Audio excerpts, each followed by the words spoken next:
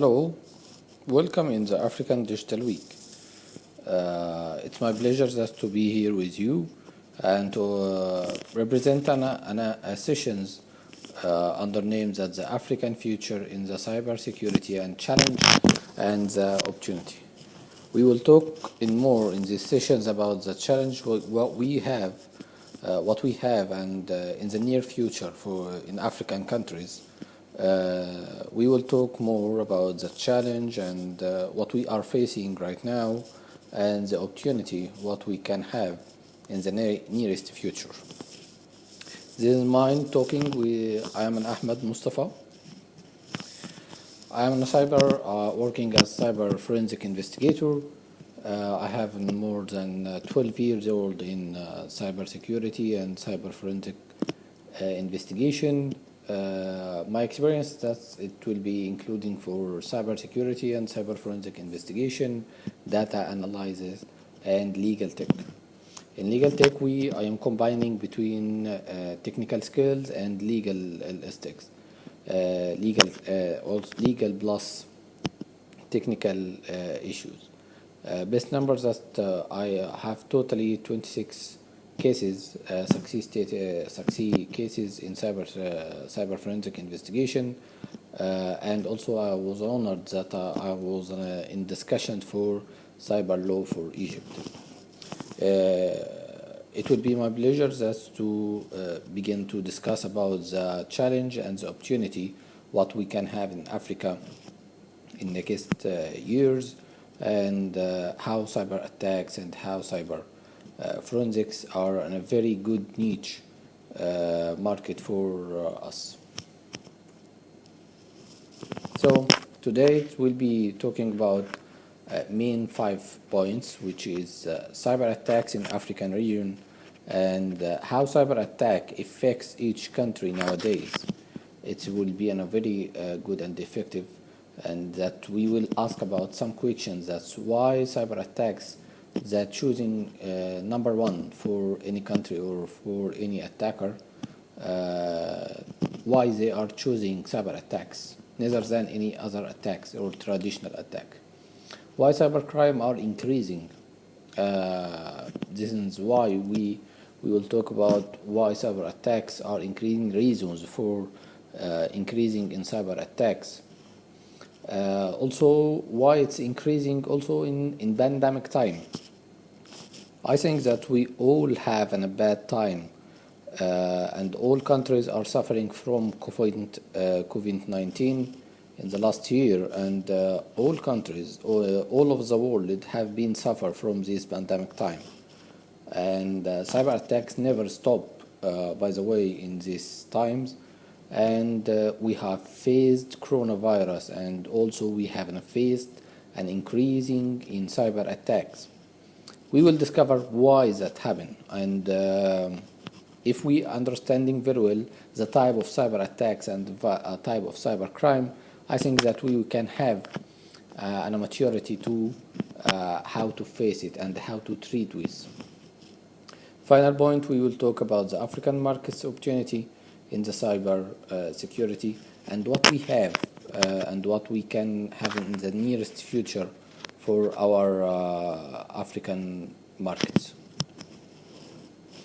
Let's begin about this small video about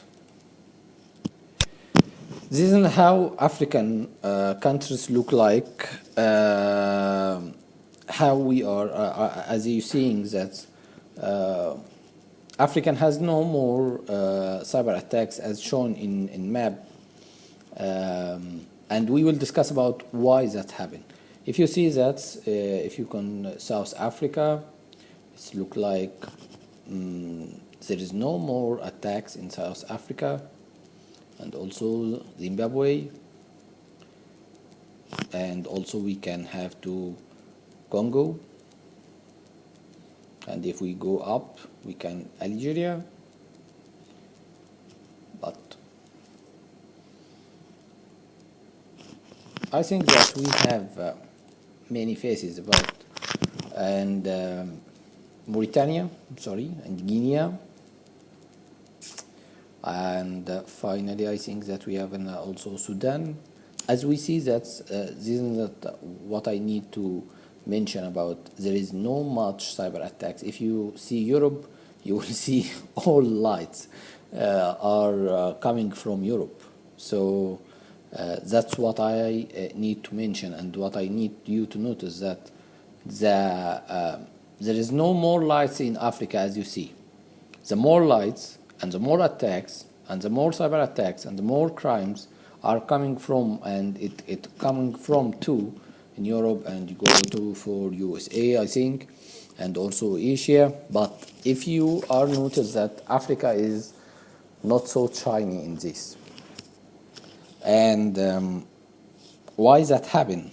Why we can see in a very good or much cyber attacks, or why there is no an African countries are in the play or on the scene of these attacks, which is mainly happen in Europe to USA or maybe Russia or maybe China, and there is a lot of cyber attacks happen. But I mentioned that cyber attacks in Africa is not too much. So let's know that some numbers about the most countries which with the highest malware infection rates in the computer. We can have China at the first, and Taiwan, Turkey, and Russia, and Guatemala, and Mexico. This is one of the top 6 of countries that have the highest malware infection rates in computer. It's not strange that you can see China, but it haven't been another analyze why China is being in the first place. But it doesn't mean that China is not doing good in cyber attacks. No, they do.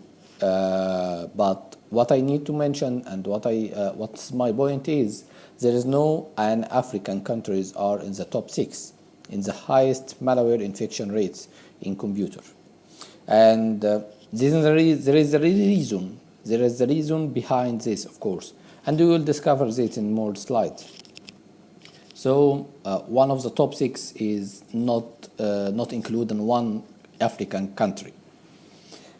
Also, if we are going to another status about countries with the lowest malware infection rates in computer, we will find that Sweden, Finland, Norway, Japan, Belgium, and United Kingdom. This is one of countries that's lowest malware infection rates, which is if you can consider that, you can consider the most safely computers or attacks. But cyber attacks, it doesn't relate it to this also, because Sweden have one of highest rate cyber attacks, but they can have a very good team and their team to make their country safe. But also this status about 2019. So also, if we can see that there is no an African countries in the top 6 for the lowest malware infection rates in the computer, and it means something also, that we are not, our African countries are not in the top 5, which is highest malware infections, and also there is non-African countries which is in lowest malware infection rates in computer. So we are not here and we are not here. So why this? Why we are not in the 2 listed? Why there is no an African countries in the top highest or the top lowest malware? So why we are not here? And we will need to discover about the reason of cyber attacks. Why cyber attacks are there is no why African is no place in the top 6 for here and here. So we need to go little, and we need to go to the reason of cyber attacks. First, any cyber attacks have a very clear target, which is data collection. The attacker, anyone who doing a cyber attack, First, he looking for a data collection, and he need this data. Data is look like the currency what we have right now. Data is the future. If you didn't have a data, you didn't have anything valuable. Yes, data is a very valuable right now. As we can see that one of the top data breach which happened from 6 months ago was on Facebook, which is I think over than 200 million accounts have been data leaked from Facebook. And also we have another top 10 from top 10 data breach. We can see that we have from Microsoft also, and recently we have a Solar Windows which have a very bad data leak from USA market and USA companies. So data is what the hacker are looking for. Data is a very key right now, which is anyone are looking for data collection. Anyone who do cyber attack, he need to have a data, and this data can be equivalent to something else, which is information, and also can to lead to another thing, which is you can base this data. And when you can base this data can be getting money for you. So this is another way that for cyber attacks is to get some money. And in here we can firstly talking about why cyber attacks is making sense, that they have a data and after that they are going to get money. And when you can need to get money, you need to get some valuable money. It's look like if we have talking about USD dollar or euro, it will be very effectively. But we are looking for why cyber attacks are being very easily, and why attackers are not right now is looking for cyber attacks and what is easy.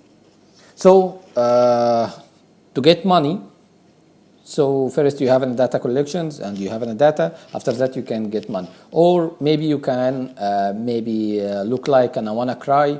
WannaCry was one of the most effectively and globally attacks which have happened, and also it was a ransomware that have affected not also just in Europe, Europe and USA. It have been affected in many countries, and which was a ransomware which is requested some money to decrypt the data.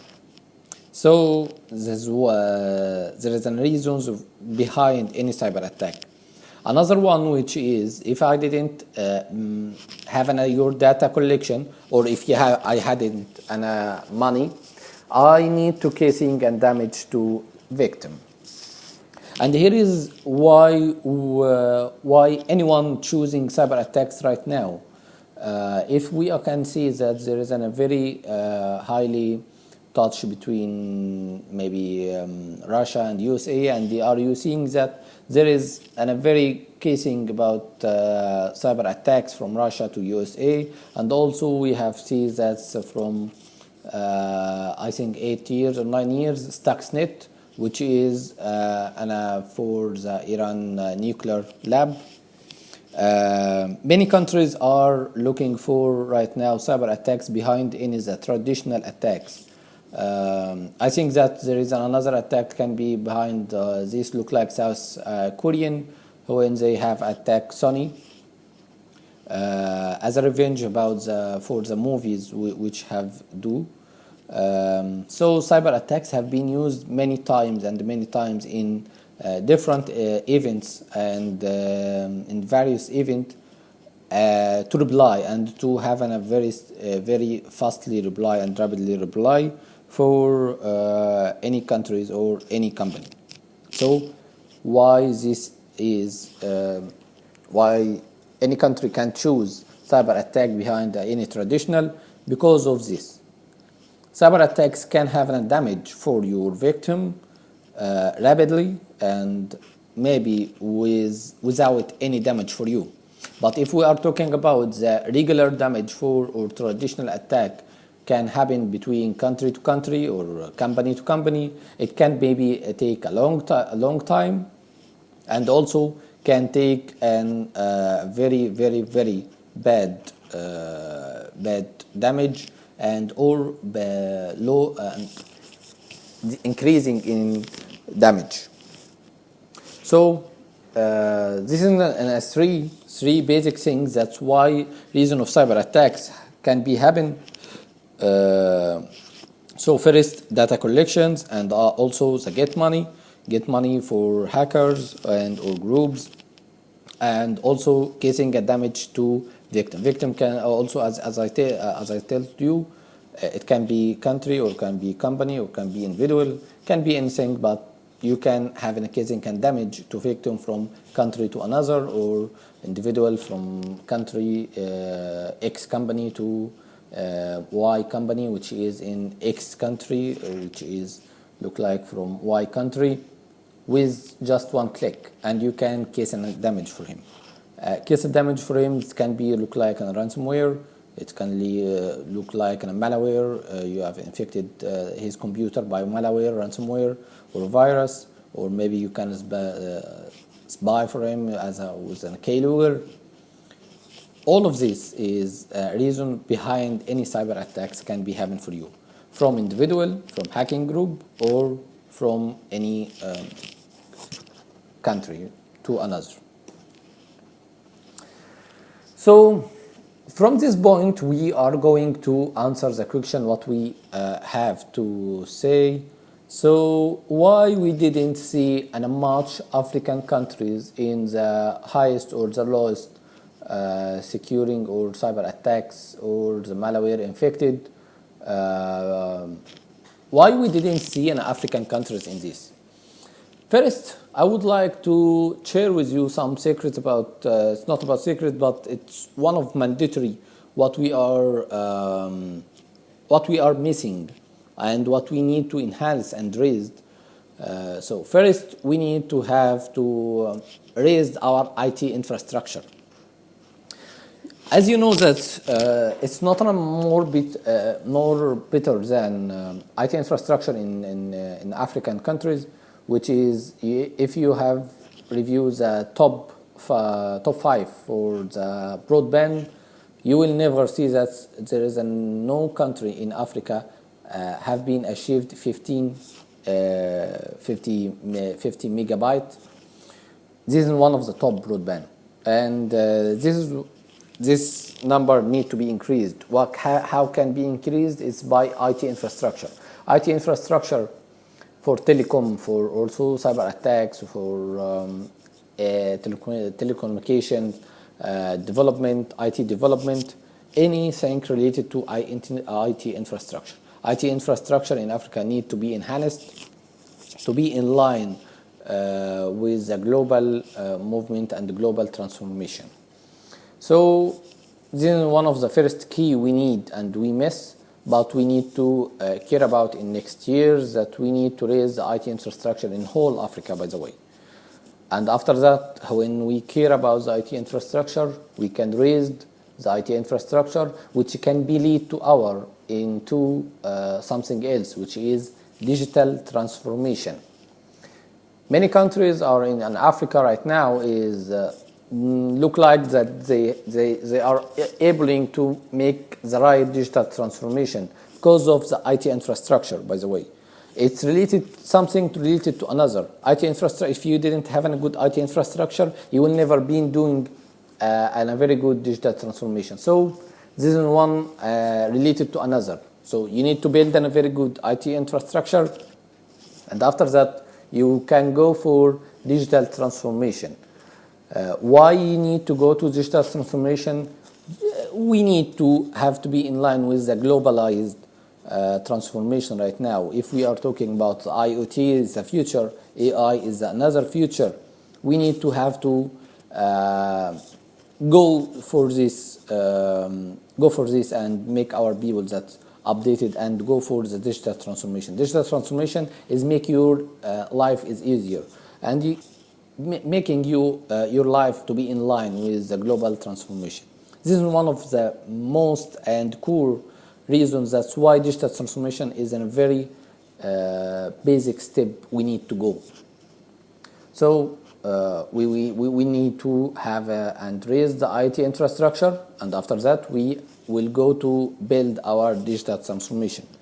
In each country, by the way, in each country need to making digital transformation. In digital transformation, we need maybe each country can be have oil in their straw, but no problem about this.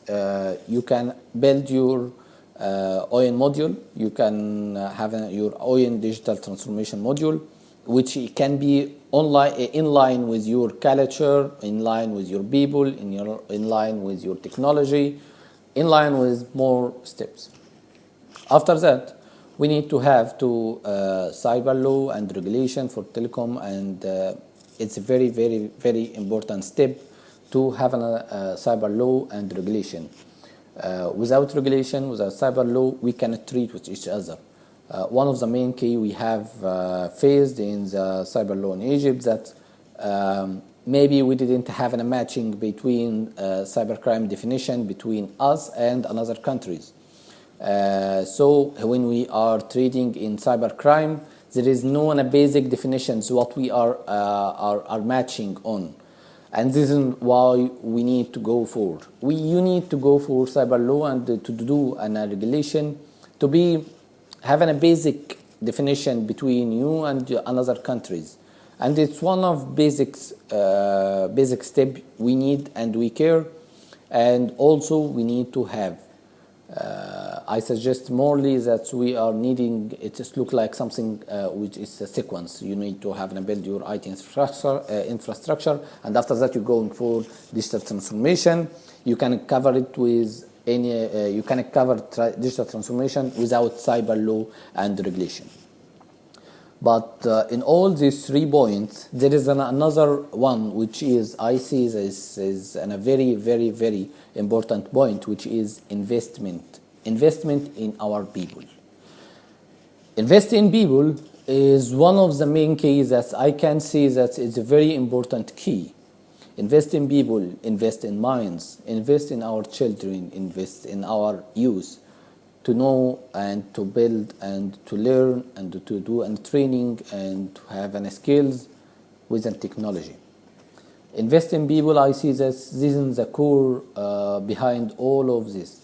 If we are doing an raised our IT infrastructure, if we are aiming to do digital transformation, if we are aiming to do cyber law and regulation, but we didn't invest in our people, all of this is not worth anything.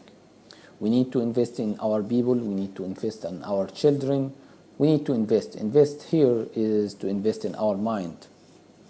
One of the best things that cybersecurity or cyber attacks or maybe cyber forensics, IT development, mobile applications, any of related IT sector and cybersecurity, it's around. It's be for no border allowed or no border requirement.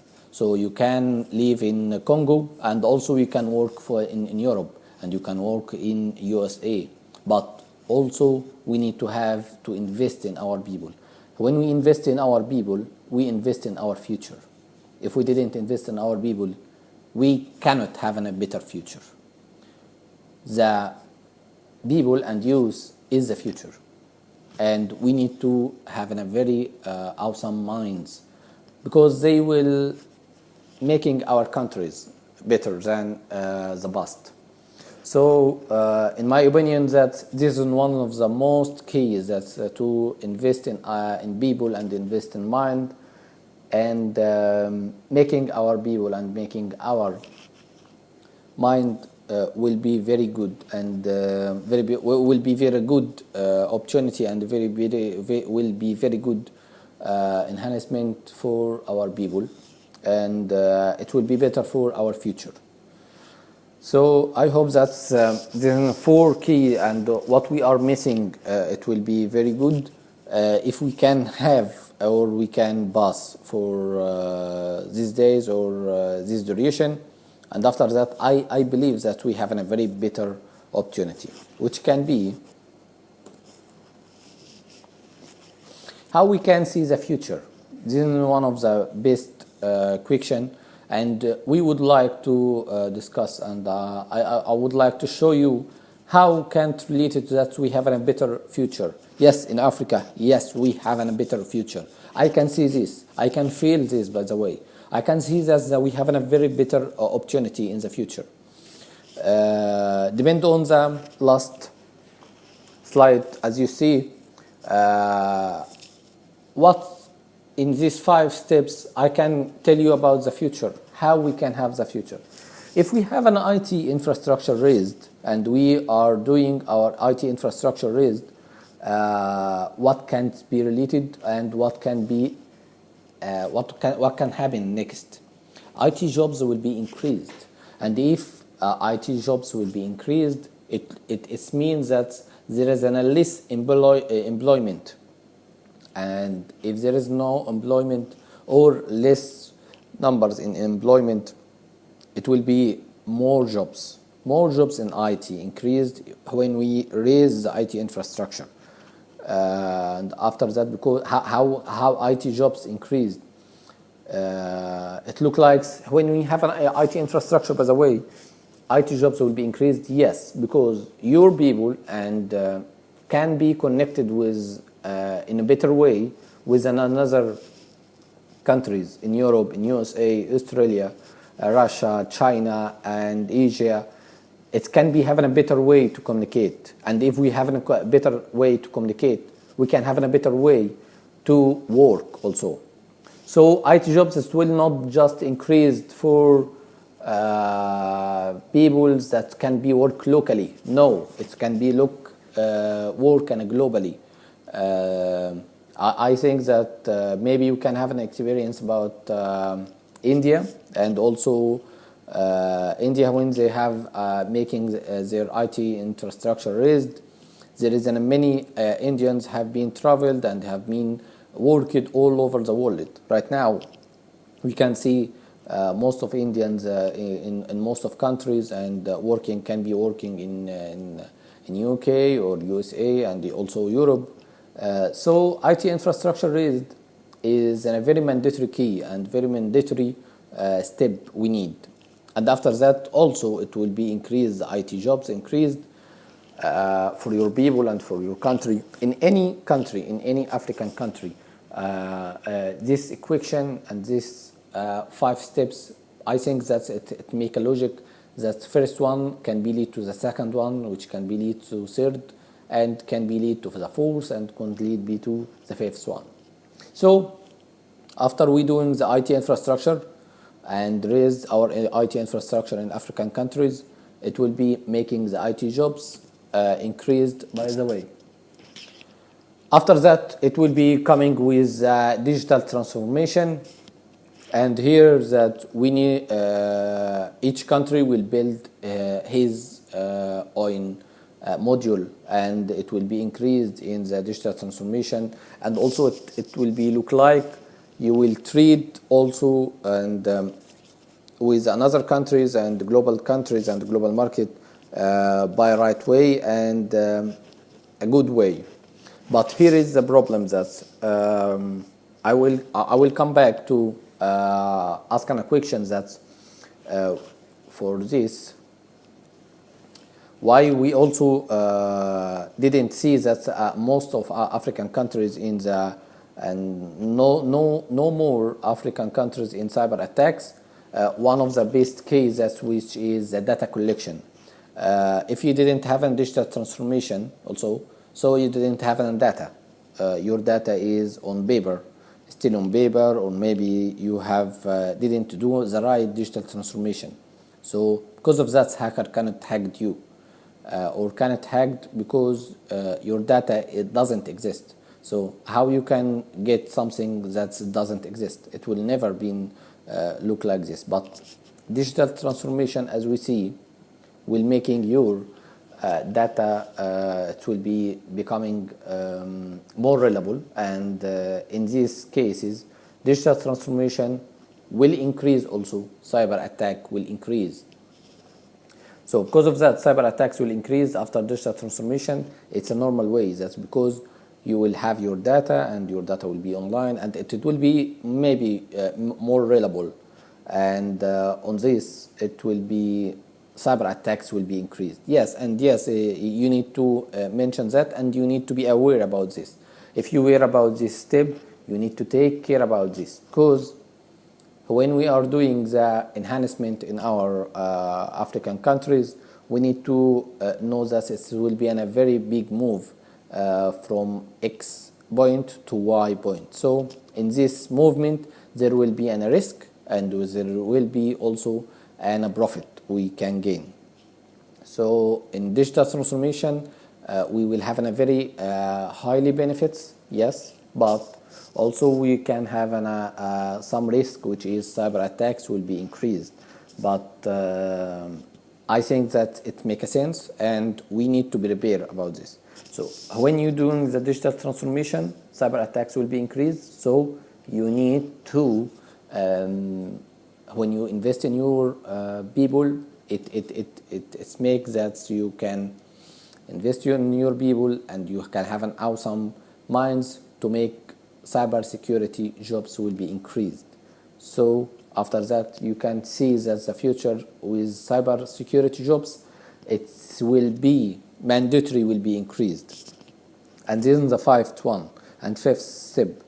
And if you are going to conclusion about the opportunity, if you making the IT infrastructure raised, you will go to IT jobs will increase, and after that, digital transformation will happen. When digital transformation will happen, cyber attacks will increase. After that, cybersecurity jobs will increase. By the way, that the world have suffered in pandemic time by $6 billion, I think that billion dollars for cyber attacks in pandemic time. In pandemic time, that's content. I have read about some reports that say that each company, one of the 10, only one that doesn't have a cyber attacks in pandemic time. One of the why cyber attacks never stop, because many people that have to collect money from cyber attacks and do cyber attacks more and more toughly, because they can get money or data, and if they are getting data, they can making or selling this data also to another client, which can gain another money. So I think that we have a very good future, and I am optimistic with the future in African countries, because easily we are doing right now, most of countries right now in Africa are doing digital transformation. So actually we would like to have mentioned these 5 steps. I think that it will be an easy steps, but there is a lot of work included in each one.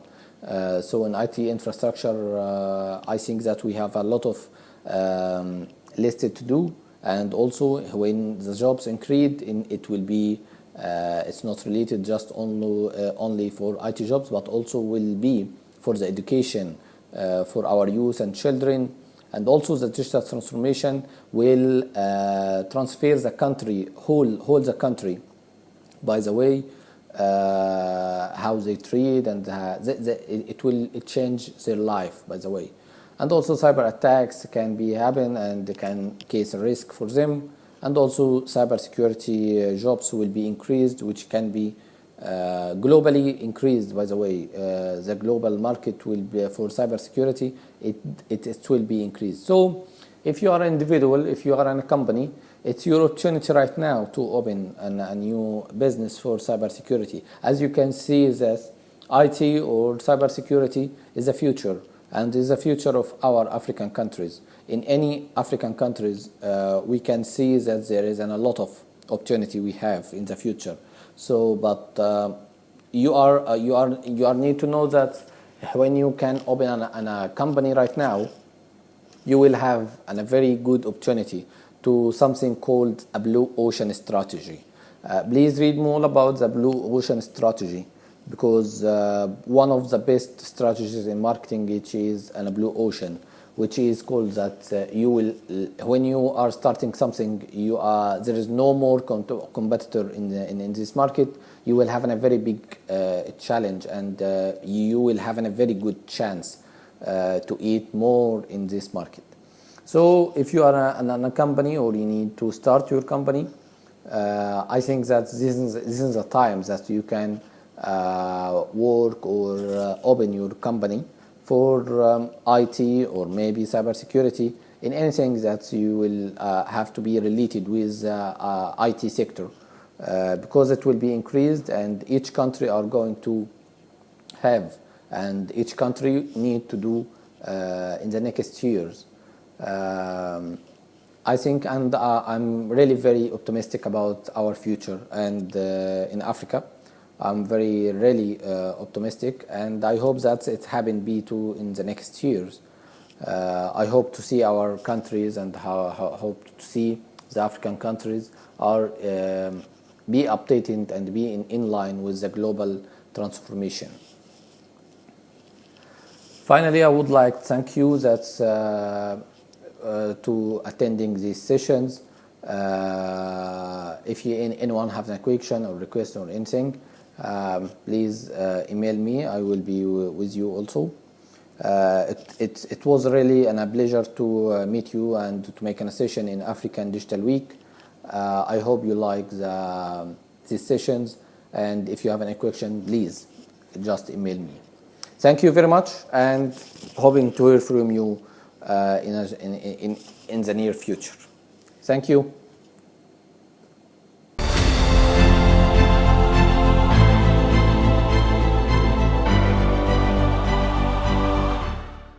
Hi everyone. Today the topic that I'm presenting to you is the importance of information security frameworks for the organizations. Basically, this is a vast topic and it includes lots of subtopics. Uh, I'm thankful to this platform for giving me an opportunity to be here as a speaker to present my topic uh, for the audience. It's a very important topic for every organization these days in terms of cybersecurity, because every organization in today's world is basically uh, are in the phase of starting the cybersecurity program. Some are in the middle of it, some are in the finalization stages. But this is a complete ISMS, or you can say the frameworks are the complete standards that are following the standards. Like we have a lot of frameworks in today's era, in today's century, as far as the different organizations are concerned, like financial sectors, banking sector, aviation sector, pharmaceutical sector, healthcare sectors. So for every organization, for every sector, there are different standards available to implement. Now, first of all, we start with the what is basically a framework.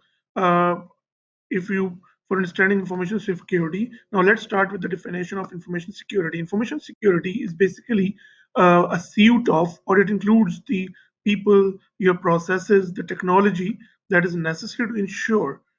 Three things are very important in terms of information security, and that are the confidentiality, integrity, and availability for any organization in whatever from those resources exist. So information security includes the people, your human resource, your CEO, your employees.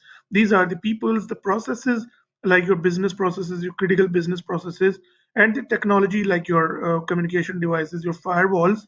These are basically the technology, and with the help of these three things, people, process, and technology, you need to ensure their confidentiality, integrity, and availability. If we move, as far as we move on, we will see basically what is the confidentiality, integrity, and availability for these three things. Now, as far as every organization is currently implementing the information security program, the questions that every management is asking, or the consultant is asking from any organization, is how vulnerable or exposed is your organization to security threats and interruptions, and how would you know that you are exposed or under attack? Now, what is your organization's ability to respond to security incidents? That is the DOS attacks, the cybercrime attacks. Okay, and what is the organization's ability to restore or to recover from those security incidents? How much money you are investing in terms of cybersecurity or your information security program? Are you taking your business to the internet? Means, is there any applications, your applications that are accessible from outside your organization? And what are the security implementations you have done so far in terms to you to protect your business, to protect your critical applications, your critical assets? How well does your current security infrastructure, that is the organization, the process, the policy technology, match your future business strategy? Now, the most important thing is your information security program needs to be aligned with your business requirements. You need to protect your assets, your business processes, and with the help of that processes, you need to derive your information security program. And if you are a banking sector, you are a pharmaceutical sector, healthcare industry, or a financial sector, what other competitors or your peers in other sectors they are doing, how they are protecting themselves, what technology they are using, which frameworks they are using. So these are the questions that every organization needs to answer to their management or to themselves. Now, what are the challenges of running an information security program, and what things that you need to address? For example, from encryption to application security and to disaster recovery, how should security professionals organize and prioritize their efforts in order to build information security program? Now, this is where the information security frameworks and standards are very helpful in terms of protecting your assets, to build, to create an information security program from scratch and to maintain it. Now let's see what information security framework is, and then we will discuss some of the popular frameworks. Now, what basically an information security framework is? It is basically a set of documented policies and procedures around the implementation of ongoing management of information security controls in an enterprise environment. The blueprint for building an information security program to manage risk and reduce vulnerabilities does not mean a company is automatically compliant, does not automatically mean a company is secure. You need to compliant with the information security framework with the standards, and you need to secure yourself by implementing those standards. Now, the basic question is, or my question from the audience is, how many people here work at a company that uses a security framework? Are the organization uses a security framework? Yes, no, and not sure. You need to answer this question. Okay, now why do we need security frameworks? The question arises, why do we need security frameworks? Because the frameworks are the industry best practices. They considered the industry best practices. They help to ensure the companies have information organized for compliance requirements. Now, what does that mean? The information is organized. For example, you have the information. Now you need to decide, the management needs to decide, the business needs to decide what are the critical information. You need to classify the information. For example, which information needs to be published publicly, which needs to be private, and which needs to be public, and what are the confidential information that needs to be shared with the majority or the minority of the employees. Now, it helps the companies to communicate with partner companies using the same language. It helps companies assess their own security and provide a roadmap for improvements. Now, basically, the information security framework gives you a roadmap. What you have to do is you need to do the gap analysis.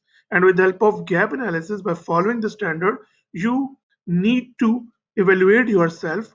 What is your current security posture? And based on that security framework, where you are standing or where you needs to be based on that standard. So it sets you a roadmap of your future.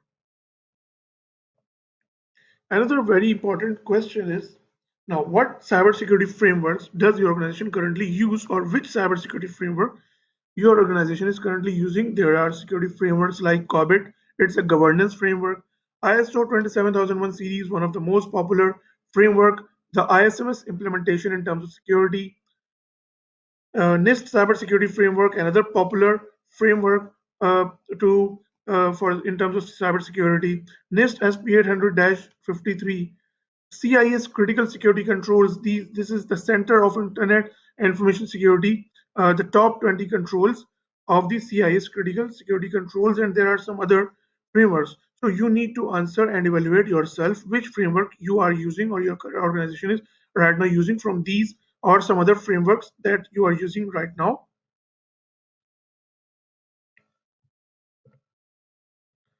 Okay, now the question is which framework is right for your organization? This is a very important question. Mostly organizations don't know which frameworks they need to implement. There are different sectors like the banking sector, the financial sector, the healthcare sector. So for every sector, there are different standards like ISO 27001, NIST cybersecurity framework, HIPAA for the healthcare sector, SOC for the financial sector, PCR DSS for the payment industries. They are dealing with the credit and debit cards. So which one is right for you? It needs to be decided by the organization, and for that you need to be familiar with those frameworks.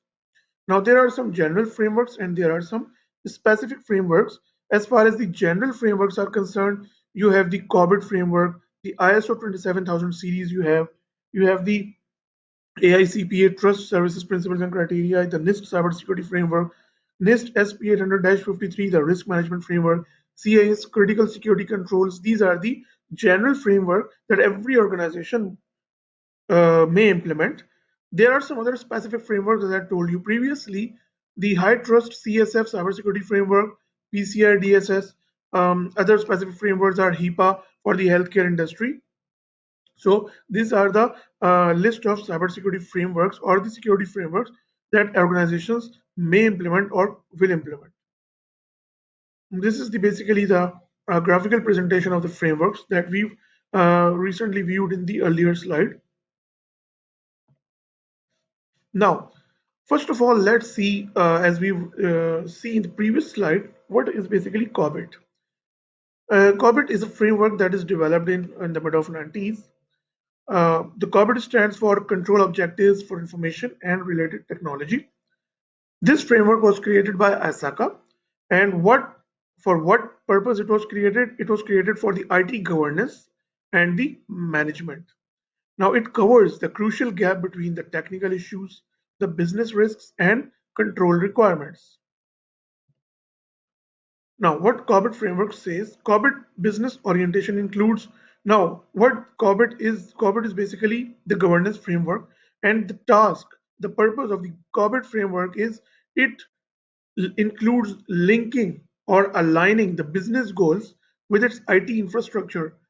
For example, a requirement is the business requirement is I need to protect my data. I need to protect my data from stolen.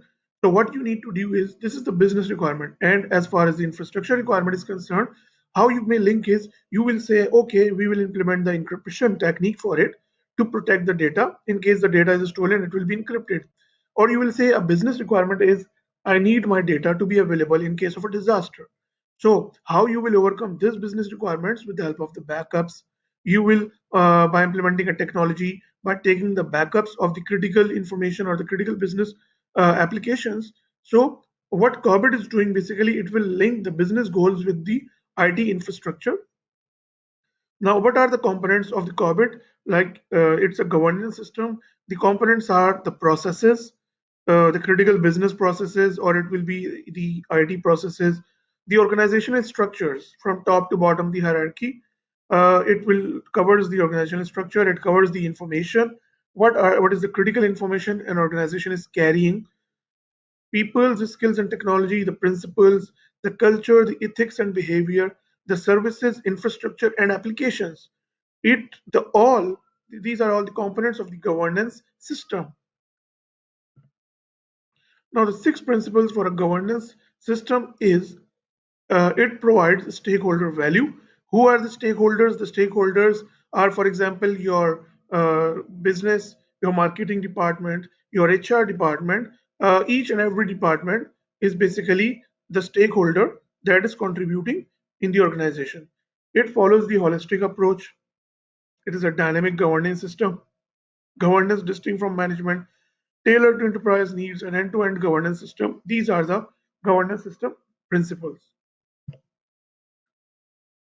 Now, how the workflow of the governance system is: number one is, first of all, you need to understand the enterprise context and strategy. The context and strategy means you need to understand the enterprise strategy. What is the strategy of the enterprise, the organization strategy, what it wants to achieve? Then, what are the enterprise goals? You need to understand it. What is the risk profile? I mean, you need to understand the risk profile. What are the threats to the organization, internal threat, the external threats? You need to understand those threats. That includes the reputation of the organization. This is also a threat.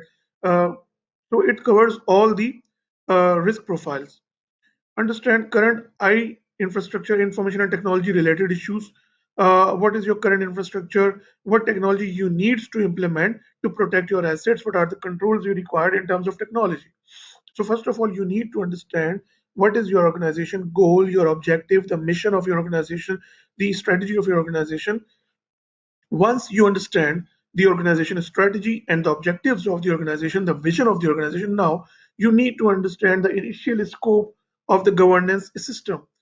You need to consider the enterprise strategy, you need to consider enterprise goals, and then apply a Corbett goals cascade. You need to consider the risk profile of the enterprise and consider the current information and technology related issues. Once you will finalize the scope of the governance system, now you will refine the scope of the governance system. For example, consider the threat landscape, consider compliance requirements, what the Corbett framework says, what your internal audit will say, what the external audit will say. You need to what the regulator is say. The most important, for example, if you are a banking sector, there must be some regulator. If you are an aviation, or there must be some regulator. For every sector, there is a regulator, and you need to fulfill those compliance requirements. So when you are defining the scope, you need to fulfill the compliance requirements as well in terms of scope. You need to consider the role of the IT. You need to consider the sourcing model, whether you are doing by yourself, or you are with the help of the consultant. You will be implementing this Corbett framework. You need to consider IT implementation methods, what will be your adoption strategy, and what is the size of the organization. That is very important, because your organization has a single department, multiple department, your organization exists in single city or in multiple cities or dispersed in different countries. So you need to include the scope as well. For example, you in the initial phases, you will, in the first scope, you are considering your head office. Then in the second phase, the scope will cover the other offices as well in the other countries, in the different cities. So you need to define the scope. You need to consider the organization enterprise size as well. And then in the fourth phase, you need to conclude the governance system design. You need to resolve the inherent priority conflicts. You need to conclude the governance system design. So basically, these are the four stages of the workflow.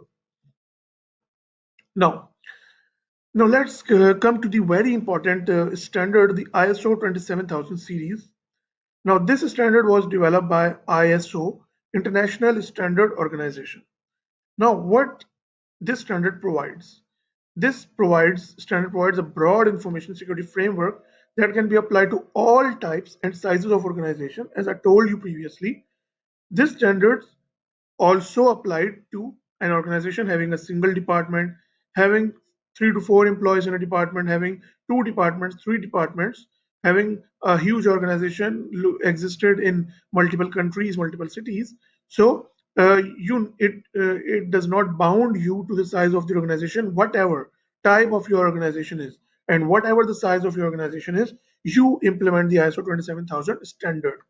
Now, ISO uses a risk-based approach and is technology neutral. This standard follows the risk-based approach.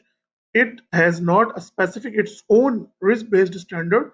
You may select the NIST risk-based approach. You may select the ISO 27005 standard for the implementation of risk management strategy. And the most important thing is this is technology neutral.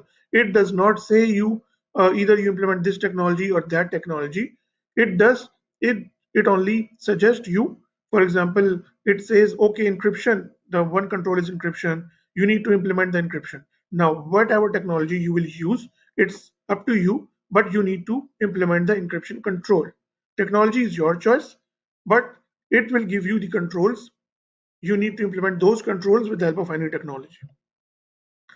Now, the ISO 27000 family of standards, ISO 27000 overview and vocabulary, then requirements, the ISO 27001 information security management, ISO 27006, the organizations providing audit and certifications of ISMS, ISO 27701, this is the standard that covers the privacy information management systems. Now, below this are the general guidelines. For example, ISO 27002, ISO 27003, ISO 27004, 27005, 27006, and 8. Now, these standards provide you the general guidelines. For example, ISO 27002 provide you the guidelines of how to implement the information security controls. ISO 27003 provides you the guidelines of how to implement the ISMS implementation. ISO 27001 provides you the guidelines for the monitoring, measurement, analysis, and evaluation of ISO 27001. ISO 27001 provides you the guidelines of information security risk management. Whichever risk management technology you will follow, these will provide you the guidelines for the implementation of risk management. And 27007 and 27008 are basically the ISMS auditing. This will provide you after you implement the ISMS, and for the audit purpose, these two standards will provide you the general guidelines. There are some other industry guides like ISO 27001 for the telecommunication organizations, ISO 27799 for the health informatics, and ISO 27000 family, the other standards we have for ISO 27001. Now, the most important thing, as in the first slides I have discussed, are the people, the processes, and technology. Now, as far as the peoples are concerned, the peoples are your staff and management, from top to bottom, the middle management, the top management, and the end users. The processes are the business activities. What are the critical business processes you have? For example, we have ERP, and ERP have different modules: the HR module, the finance module, the payroll module, the medical modules. So these are the critical business processes. And we have the technology, another important pillar of the framework. And technologies include the your information technology, your communication devices, your firewalls, your switches, your routers, whatever technology, these all will cover in the area of technology. So the three main pillars of any framework is the people, the processes, and technology. Okay, now information security is defined as the preservation of confidentiality, integrity, and availability. As I told you in the previous slide, CIA. Now, information security is used to protect the confidentiality, the integrity, and the availability of any organization. Now, what is basically confidentiality? Confidentiality means you need to protect your information from the unauthorized users. For example, you have a finance department, and you need to, and that data is very confidential. For example, your payrolls, your employee salaries, that is a very crucial and critical data, and it needs to be confidential. So you need to make sure that only employees or the payroll department is able to see that data. For example, HR department or marketing department is not able to see the payroll data of the employees. This is called the confidentiality. Only authorized users are able to access that data. Integrity is you need to make sure that the data is stored in its real shape. For example, I have a data of employees payroll, and someone unauthorized user access the data and modify the data or change the data. By changing the data, the integrity of the data is changed, and now this data is not uh, up to dated or authenticated. So you need to make sure that data must not be modified by unauthorized users. As far as the availability is concerned, you need to make sure that the critical data must be available every time whenever it is required. So you need to make sure that the data needs to be available to the authorized user 24 by 7 by 4. I means uh, 24 months, 24 by 7 by 424 hours, 7 days, and for it needs to be available every time whenever a user needs it. So the CIA, the confidentiality, integrity, and availability are the main pillars that information security needs to protect for any organization. Now, ISO 27001 concerns the management of information security, not just IT or technical security. Now, ISO 27001 covers not only the technical security, it also covers the management as of information security, how you need to manage your information security. It also covers that as well. Now, ISO 27001 basically follows a cycle, a four phases cycle like PDCA cycle, the plan, do, check, and act cycle that ISO 27001 is using. Okay, ISO 27001 specifies requirements for ISMS. There are 4 to 10 clauses. Clause number 4, 5, 6, 7, 8, 9, and 10. These are the clauses that ISO 27001 needs you to fulfill. These are the requirements that are mandatory from 4 to 10. Annexure A is another annexure in ISO 27001. It contains 14 clauses, 35 controls objectives, and 114 controls. The ISO 27001 has clauses, that is clause 4 to 10, that are the mandatory requirements you need to every organization that needs to implement ISO 27001 must fulfill those requirements as mentioned in clause 4 to 10. ISO 27001 has another Annexure A. This contains 14 clauses, 35 control objectives, and 114 controls. This is basically the life cycle that I told you in the previous slides, the plan, do, check, act. Okay, now what is the in the plan phase? In the planning phase, you need to establish your ISMS. Now, this is the management responsibility to establish an ISMS. What you need to do, you need to identify the interested parties when you are establishing an ISMS. Now, the interested parties are two. These are internal parties and these are the external parties. Internals include the departments like HR, marketing, uh, payroll, uh, all the departments. These are the internal departments, and external interested parties are your vendors, your contractors, your suppliers. So whenever you establish an ISMS, you need to consider all the interested parties in the establishment phase. Now in the act phase, plan, do. Now once you establish an ISMS, then you need to implement that ISMS and operate that ISMS. In the implementation phase and the operational phase, you need to understand the information security requirements and expectations. Like as I told you in this previous slide, clause 4 to 10, these are the mandatory requirements. So you must have to fulfill all the requirements mentioned from clause 4 to 10 in the implementation phase. Now, once you implement the ISMS, in the next phase, you need the check cycle. In the check cycle, after the implementation of ISMS, you need to monitor and review your ISMS.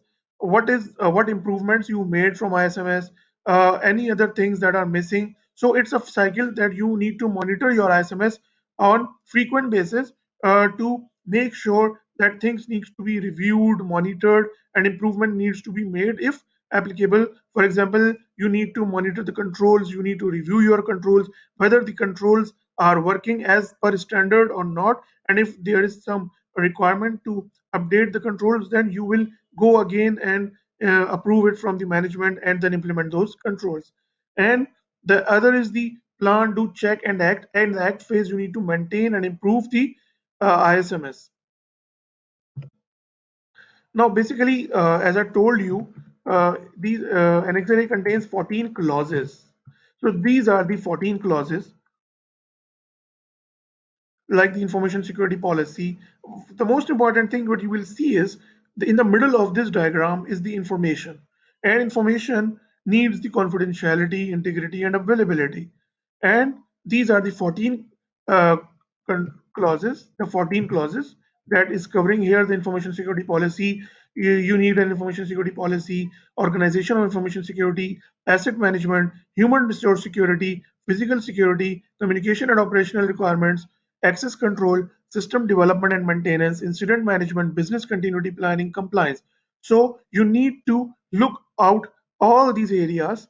And in these areas, for example, if I say about the human resource security, you in human resource security, from these 114 controls, these there are controls that are available in this sector, human resource security. As far as the asset management is concerned, these are there are the controls available that this requirement will give you in the 114 controls. In incident management, in business continuity, also the controls are available. You need to implement those controls as per your organization requirement. Now, when getting started with ISO 27001, these are the steps. Number one step is basically assemble an implementation team, develop a team who will be responsible for the implementation of ISMS. Then in the step two, develop the implementation plan.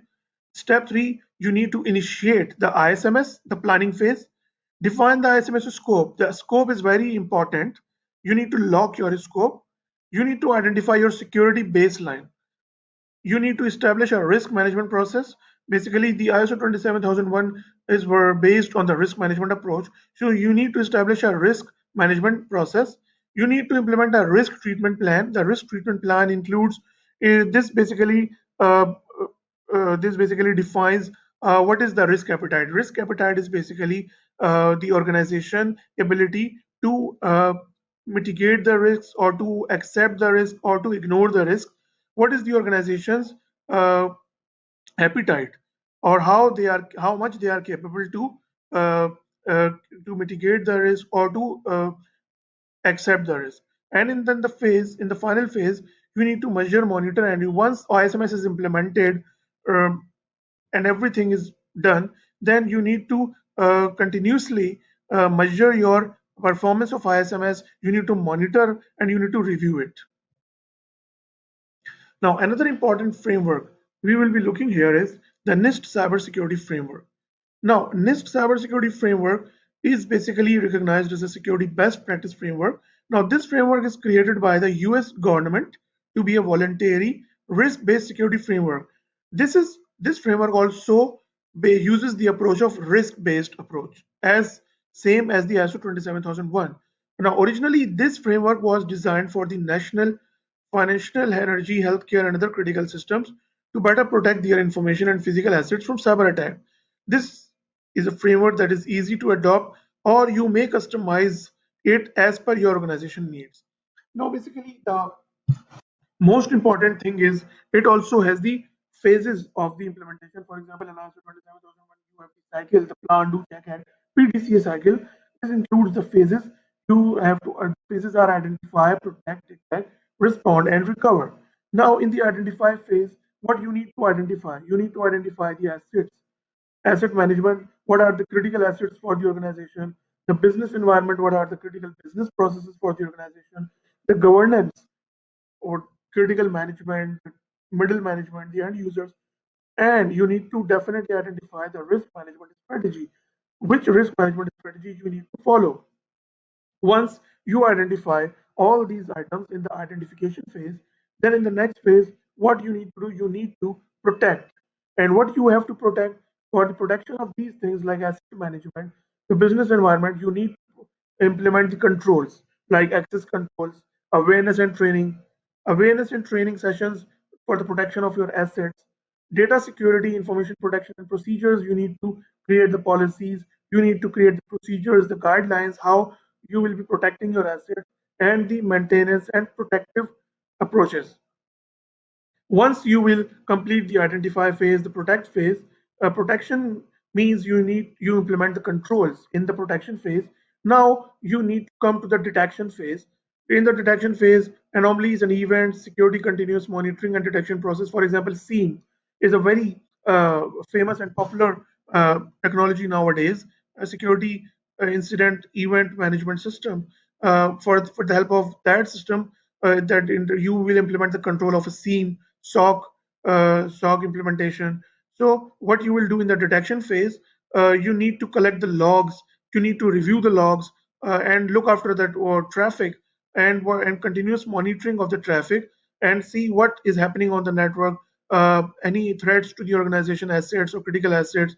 And you have dedicated firewalls, IPS and IDS implementations that will help you to detect the threats, and it will give you the alerts regarding uh, uh, the attacks or to your critical assets. And the response phase, this is the very important phase. For example, so an organization is under a cyber attack, and once an attack is launched on an organization, the response phase is very important. You must have an incident response strategy, incident response process that you need to follow in case an incident or an attack or some attack launch against an organization. They must have an incident response plan, how they will act, how they respond in case an attack occurs, what is their communication plan, how they will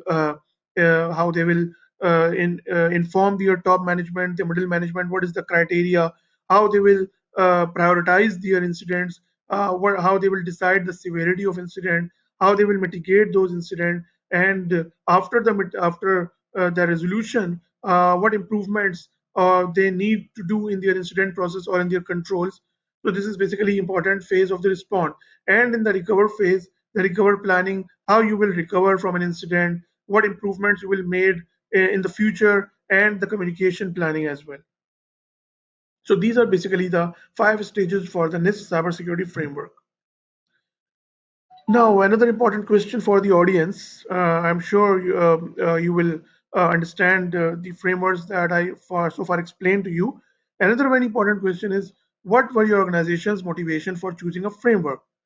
Uh, Either it is considered best practice, either it makes it easier to meet regulatory requirements. As I told you earlier, every organization has a regulator. So why you are choosing a framework? What is the motivation behind choosing a framework? Is it considered a best practice? Is it making easier you for your organization to meet regulatory requirements, or a certain type of SLA with a vendor that needs to implement the framework, or there are some other requirements that motivates you to implement or choose a framework? Okay, another very important framework is the top 5 CIS controls. Now, according to the Internet Security, Center for Internet Security is a body, and this is an organization, is a body that basically creates the CIS controls.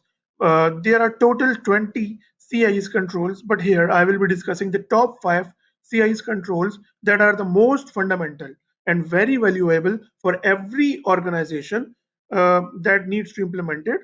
And what are basically those top 5 CIS controls? These are: number one, the inventory of authorized and unauthorized devices. Number two, the inventory of authorized and unauthorized software. Secure configurations for hardware and software on mobile devices, laptops, workstation, and servers. Continuous vulnerability assessment and remediation, and the controlled use of administrative privileges. Now, these are the 5 points, and in these 5 points, in the first 5 points, what it's told you.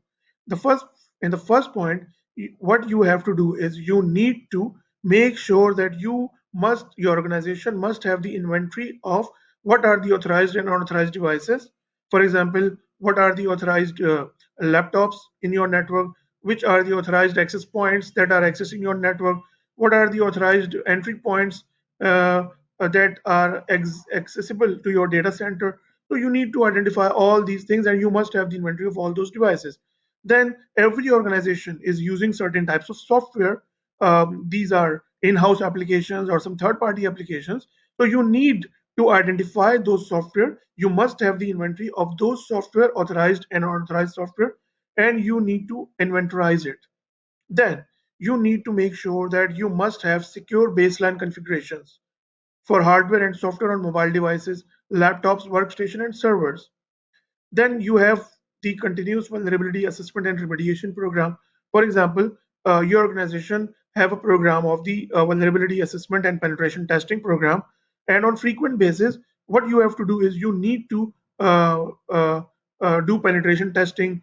You need to check with the help of vulnerability softwares. There are different softwares like Nessus, Acunetics, and open source softwares, OpenVAS.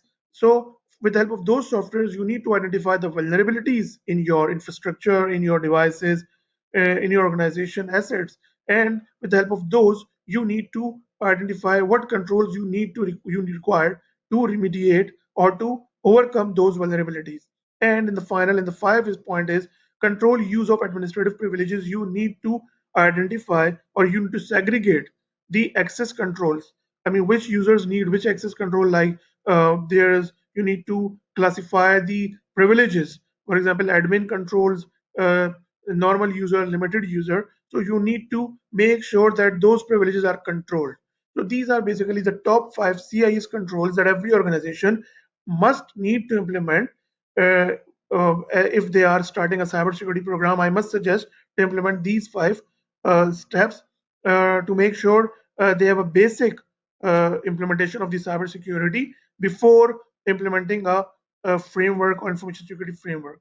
So this will give you a kick start for any organization who are planning for the implementation of cybersecurity program. Another very important cybersecurity framework that is also developed by NIST 800-37. This is the risk management framework for information system and organizations. As I told you earlier, ISO 27001 uses a risk-based approach, but it does not tell you which standard to follow. It's up to you. So any organization who is implementing ISO 27001 will use this standard as a guideline for their risk management approach. This is developed by NIST. Now, what it has this it has a set of policies and standard to help secure information system. Now, this publication describes the risk management framework and provides guidelines for applying the risk management framework to information systems and organizations. Now, the risk management framework addresses security and privacy risk from two perspectives. From the information security systems perspective, for example, you have the ERP system in your organization that is using different critical business processes. This framework, with the help of this framework, you need to secure that information system, and it is also providing you the common controls perspective. Now, this is also a technology neutral. As we discussed previous slides in the ISO 27001, this is also a technology neutral risk management framework. Now, the key steps in the NIST risk management process. What are the key steps that you are required before the implementation of risk management process? First of all, you need to categorize your information systems. Now, what you need to do is, for example, you have an ERP, you have a very critical financial data. You need to classify your data. For example, in a pharmaceutical or healthcare sector, you have a medical data. You need to classify your data. Either it's a medical data, it's a financial data, it's a customer data, it's a marketing data. You need to classify that data in three, like it's a confidential data, it's a public data, or it's a private data. So you need to classify that data, and after the classification of the data, for now you need to, in the second step, you need to select the security controls. The security controls are basically the safeguards, the steps, the controls that you will use to protect. And as I told you earlier, the most important thing for any organization, for any information, is the CIA, the confidentiality, integrity, and availability of any system. Now, controls will be a combination of administrative, physical, and technical controls. Now, controls will be a combination of administrative. If I say administrative control, you will say uh, uh, the policy, information security policy. It's an administrative control. You define your information security policy, and in that policy, you will state clearly what to do and what not to do. This is the type of administrative control. As far as the physical control is concerned, for example, someone wants to enter the organization's premises. So what he needs to do, he needs to use the access control, or a badge card that he has, and he has to use that access control. And once he is authorized, authenticated, he must be allowed to enter the physical premises of the organization. This is called a physical control. Technical controls are, for example, you have the firewalls. In the firewalls, you have the IPS, IDS, or CCTV cameras. These are also the technical controls. Now, once you select the security controls, different security controls like administrative control, physical control, technical controls, now you need to implement the security control. Now, once you implement the security controls, in the next phase, you will assess those security controls, whether the security controls implemented, they are correctly implemented, and they are fulfilling your organization requirements or not, or they are meeting your standards or not, or with the help of those controls, your risk appetite, the organization's ability to mitigate the risk or to accept the risk is meeting or not. And once updating information system control, and once you identify with the help of audit that these security controls are not enough or we need to upgrade the controls, then in that phase you will update your information system controls. And once again, you need to monitor those security controls. It's a continuous monitoring. You need to monitor the controls. You need to review your controls. And in case you identify some weak controls, once again, you will improve those controls by implementing additional controls or making those controls more stronger. Now, what are the benefits of NIST or risk management framework? Now, by implementing risk management framework, what organizations can achieve? They will build repeatable processes to promote information and system protection. They categorize their information and system, as I told you. They will categorize what their critical data, what is their less critical and less critical data. They will improve their security and privacy posture through continuous monitoring. They facilitate risk management decisions, and they will meet security and privacy requirements as well. I'm sure this will be a great presentation for all the audience. Uh, I covered a lot in this presentation. I tried to cover the most popular frameworks that our organizations are using these days. The risk management framework, the ISO 27001, the CIS controls, the NIST cybersecurity framework. So I hope you understand the presentation, and I'll be waiting for your questions, any queries, any answers. So I'll be waiting for your queries and suggestions uh, that you have during this presentation. Thank you very much, and thank you once again for giving me an opportunity with this platform to share my views, to share my knowledge with all of the audience and with the hosts as well. Thank you very much. Thanks.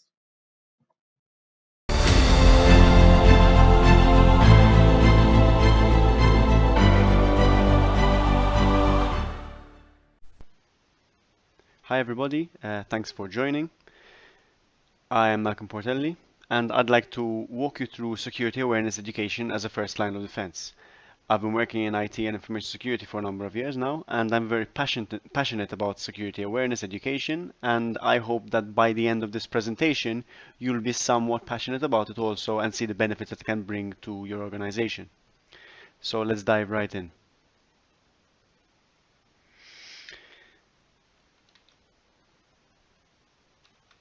So a little bit about me. As I said, I'm Malcolm Portelli. I'm from Malta, born and raised here, small island in the Mediterranean, part of the European Union. I've been working in IT in general for over 15 years now. Um, so I've got a background in IT, but I specialize in information security, and I've been working in information security for the past few years now. Um, my current work focuses on web technology in general, uh, and also the iGaming sector, which is where I currently work. So what is security awareness really? Security awareness is all about educating the user. So what we want to do is show the user how to be secure. Now, obviously, that involves the enforcement of good security hygiene, as we call it, and that takes a mix of policy, which is drawn up by the organization and enforced by the organization, but also user education. Policy alone cannot do everything. We need to educate our users. We need to tell them why we're asking them to do that or not to do that. It's very important. We have to explain the consequences of actions also from a security perspective. That adds value, not just to your business, to your organization, but also to your employees.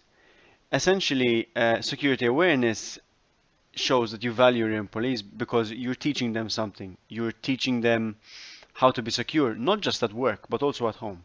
These are education techniques that they're able to take home, pass on to their loved ones, and in the end, you're creating a more secure environment in general. But obviously, most importantly, at your organization.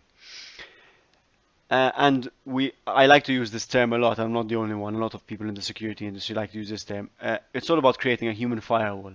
So we're talking about first line of defense here. But that first line of defense is what we call the human firewall. And I'll go into that a bit more later. Now, why is security awareness education important? There are a number of reasons why it's important. I decided to highlight the main ones here. Now, you can spend millions, billions of euros on technology to try and secure your business. Get the best people to implement this technology, do everything that you can to make sure that you're secure from a technology perspective. However, people are very important. You've got people, you've got process, you've got technology. If you don't tackle all three of those, you're going to have issues. And this is where security awareness education comes in, the people aspect. So you're boosting protection by showing your people, your employees, your users, how to be more secure.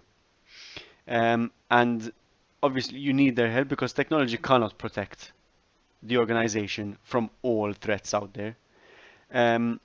One good thing about security awareness education is it's generally a low cost solution. It's something that doesn't cost a lot of money. It is also long term. So you don't just, do it today and you can forget about tomorrow. The idea is with most programs is to instill a culture of security, not just a one-day seminar where you get somebody in to talk to your employees about security. That's not what security awareness education is all about. It's all about instilling the culture of security, showing people what they should be doing, what they shouldn't be doing, uh, and also making them aware of what happens if they do something that is against security best practice. So it's all about culture. Now, by doing this, you're minimizing the risks to your organization. It's a small addition, low cost, relatively low maintenance most of the time if it's done properly from the outset. But you are minimizing risk. Now, in security, a big part of information security is risk management. So it's important to highlight the minimizing of risk. Obviously, security awareness education is more focused on social attacks, things like phishing, social engineering, business email compromise. So making sure that people are aware of what's out there, what attacks are taking place, and how they can protect themselves and the business against those attacks. A very important item to highlight, just to put things in perspective, a recent study by Stanford University and security firm Tessian essentially said that 88% of data breaches happen due to human error. Now, human error um, are most of the time caused by some sort of social attack. Somebody's trying to get into your organization using a social attack such as phishing. If you teach your users what to look out for from a phishing attack perspective, you're going to take that percentage down a lot. 88% is a big number. You're going to reduce the possible breach amount for your business by quite a bit if done properly. I want to bring a little more facts and figures in there because it's important to note why security awareness education is important, taking into account these notes from a number of different reports from different companies that basically show you the importance. For example, the 2021 State of the Fish by Proofpoint essentially showed that 57% of respondents in their survey said their organization experienced a successful phishing attack in 2020. Phishing was on the rise in 2020 for the simple fact that a lot of people shifted work from home, which meant less oversight from security teams most of the time. And obviously, bad actors said this is a great opportunity for us to trick people into clicking our links, opening our attachments, and getting our malware on company systems. Obviously, it's not just important to say that 57% mark, that fell for successful phishing attacks. What is the impact of a phishing attack? And there are a number of those listed over there. So you got most of the time it's loss of data. Now, for most companies, loss of data is a big deal. Not just from a GDPR perspective or any other data protection regulation, but if you lose data, you might lose credibility, you might lose users, and a lot of things, a domino effect in the end. Um, you've got credential compromise that can have other effects also, and a number of other ones: ransomware infections, financial loss, which obviously, I mean, our C-suite executives are going to be uh, worried about. Now, also another study which I mentioned before, which is from Tessin and Stanford University. It's called the Psychology of Human Error. It found it in the survey there was an item that says how often do employees think about cybersecurity at work. Now you've got these numbers. They're not very confident numbers. 11% of those surveyed never think about cybersecurity. That's not what we want. We want people to think about cybersecurity often. We want that often, that 23% mark, to go up. Um, because cybersecurity is vital. We live our lives almost on the internet, especially due to this pandemic. Everybody's online. So people need to be aware of how they can keep themselves safe and how to keep the organization safe. Some more facts and figures, monetary, for any of you CFOs listening, or anybody else interested in financial loss. So the global average cost of a data breach in 2020 was 3.5 million euro. Obviously, there's only debate, that's a lot of money. Now, just introducing employee training, which essentially is what security awareness education is about, can reduce this cost by 216,000. And that shortage of skills with regards to security increases that 3.5 million by 234,000. So you're seeing a correlation here. Implementing security awareness education will lower your cost-based risks, and not having those skills will increase that cost-based risk. And now I want to go into a bit more about how you can implement it, what a successful strategy is like. So essentially, we hear a lot about phishing.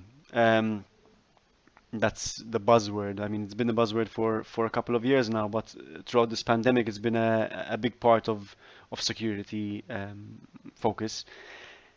Security awareness is not just phishing. We don't want to just teach our users about phishing only. We want to teach them about everything. Physical security, passwords, mobile security. Everyone's on their mobile nowadays.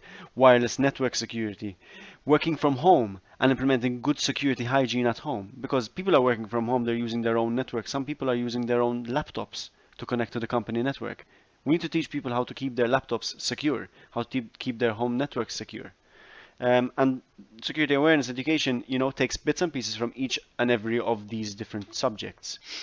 Now, successful security strategy. I mentioned this before. People, process, technology. Ideally, you tackle all three of these. You need to tackle all three of these for a successful security strategy. Security awareness takes care of the people part mostly. It does delve into process slightly, but it's mostly focused on people.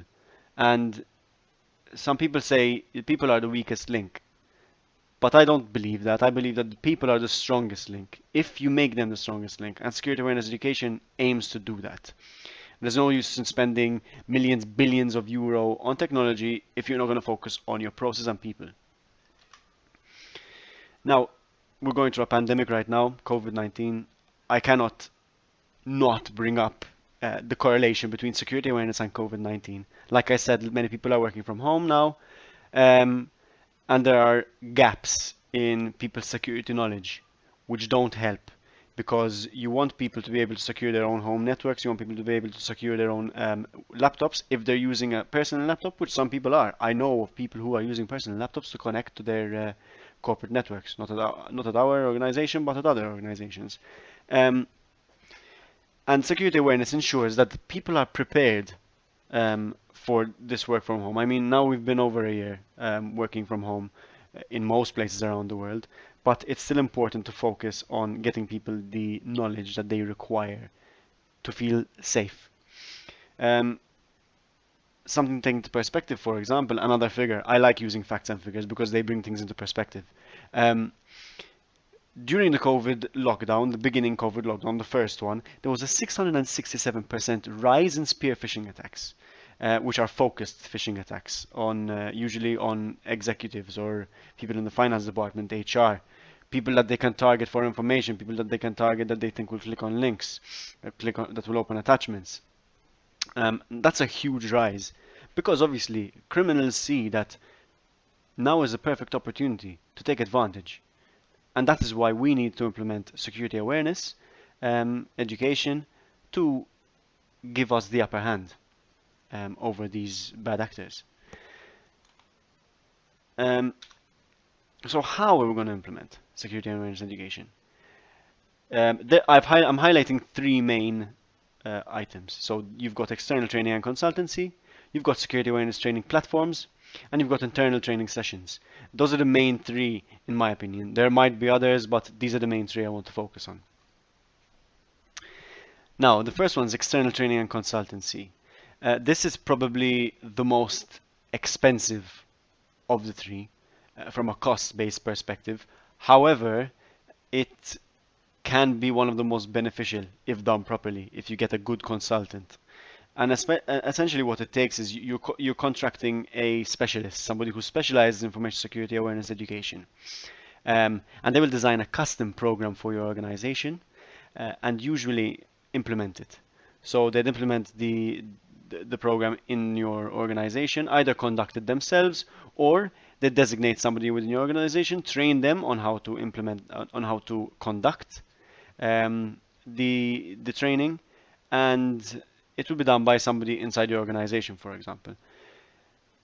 Like I said, this is probably the most expensive option, but you're getting something tailor-made. So if you're really concerned about physical security, then they're going to focus more on physical security. If you're more concerned on phishing or cloud security, they're going to focus more on those subjects. So it's custom made. The second option is the use of security awareness training platforms. Now, I've used this screen before. These are the main ones. This is not exhaustive, so there may be others out there, but these are the main ones, probably the most popular ones around. And these are essentially platforms designed to conduct security awareness training within your organization.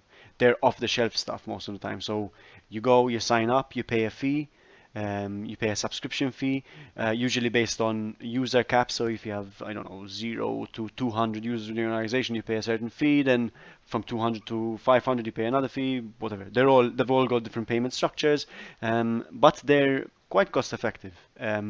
Most of the ones that I've seen, I haven't seen all of these, I'll be honest, but most of the ones I've looked into as part of implementing security awareness education training within the organization I work for, the pricing was very reasonable. So these, I would recommend looking into them. If you're not interested in having a custom made program, if something off the shelf works for you, which most of the time it does, take a look at these, at the different ones over here, see which one works best for you, and consider implementing it. Now, the last one is internal training sessions.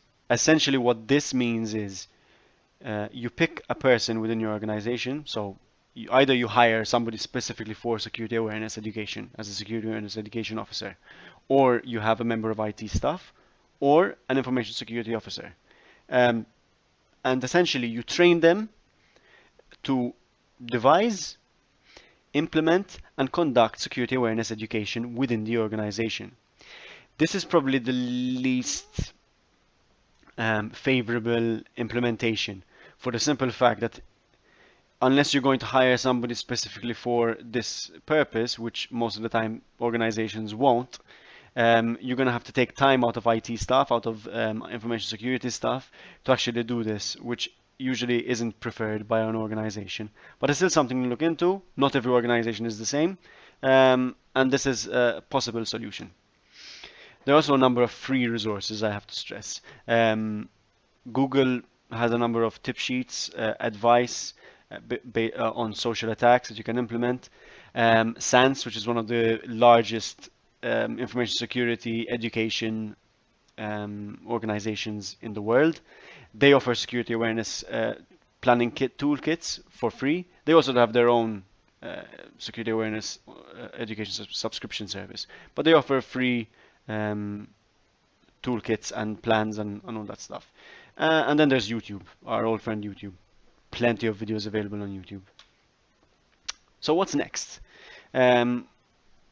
Basically, what you need to do is implement policy. You need to monitor, refresh, and do phishing tests. These are the four main things you need to do. There are other things you can do. I mean, implementation of policy is important because you're telling people, this is what we want you to do, this is what we want you not to do. Most of the time, it's signed, so you're telling them you agree to this. You need to make sure that you hold to your word. You need to monitor also. Monitoring is vital for security, information security. You need to have monitoring such as a SIEM solution, um, which enables log monitoring and alerting.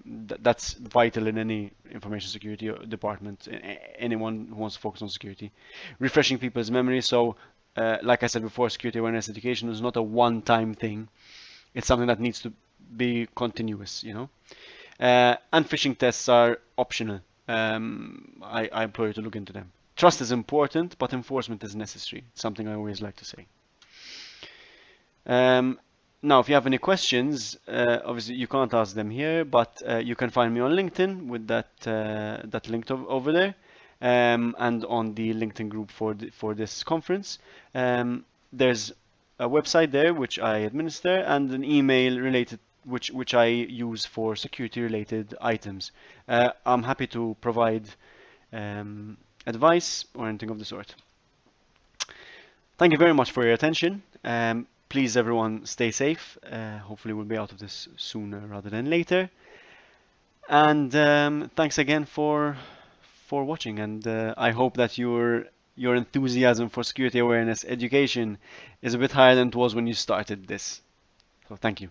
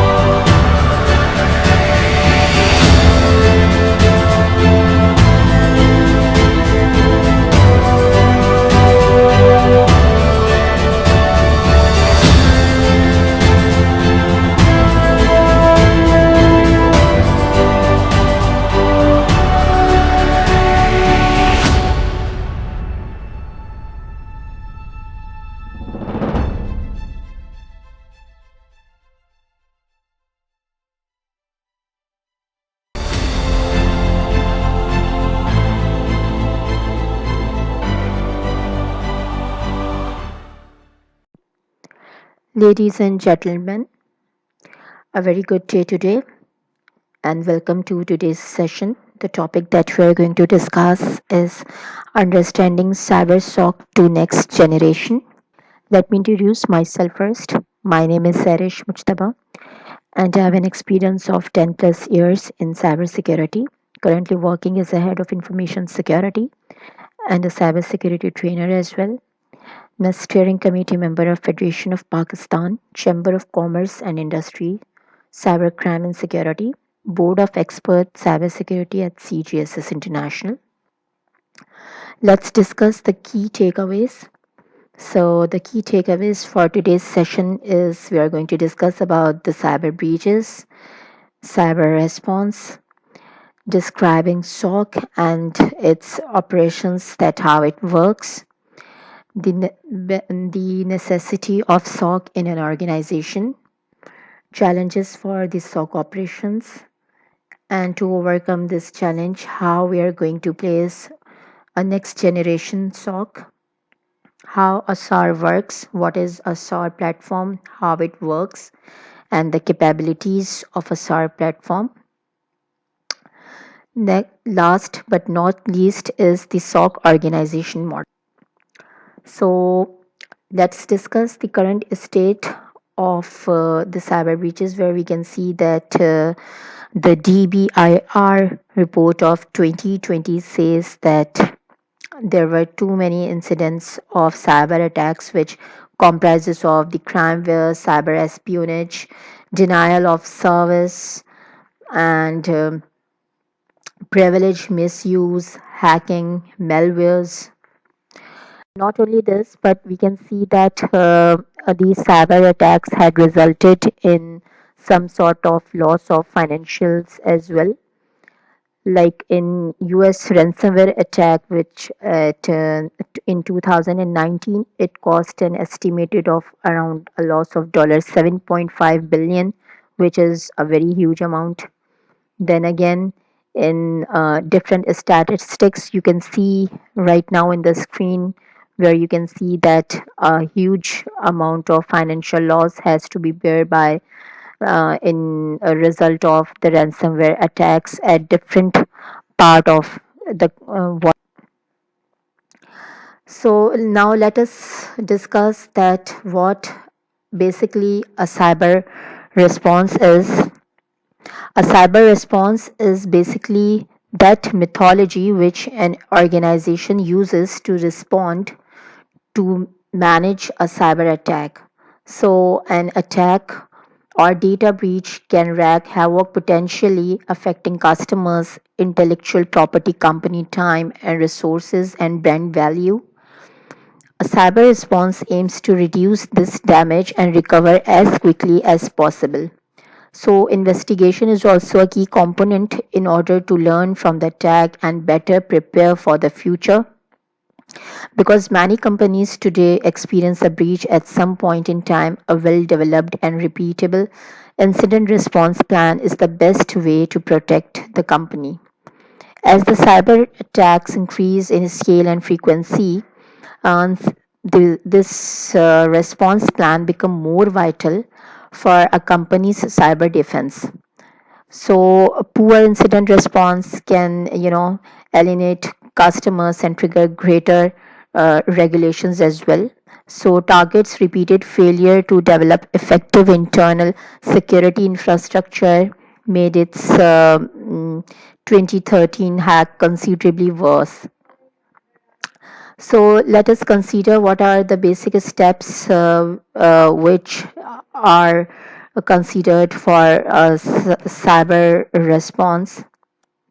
So basically, the first step is the preparation, which is the developing policies and procedures to follow in the event of a cyber breach, which includes determining the exact composition of the response team and the triggers to alert internal partners. Key to this process is effective training to respond to a breach and documentation to record actions taken for later review. Identification is the process identification or detection. The second step is the process of detecting a breach and enabling a quick focused response. where the teams identify breaches using various threat intelligence streams, intrusion detection systems, and firewalls. Some people don't understand what intelligence is, but it's critical to protect your company. So third step is the containment, which is basically can be which is to contain the damage and prevent further penetration. So certain strategies can be adopted so that the containment can be performed. So eradication stage involves neutralizing the threat and restoring internal systems to as close to their previous state as possible.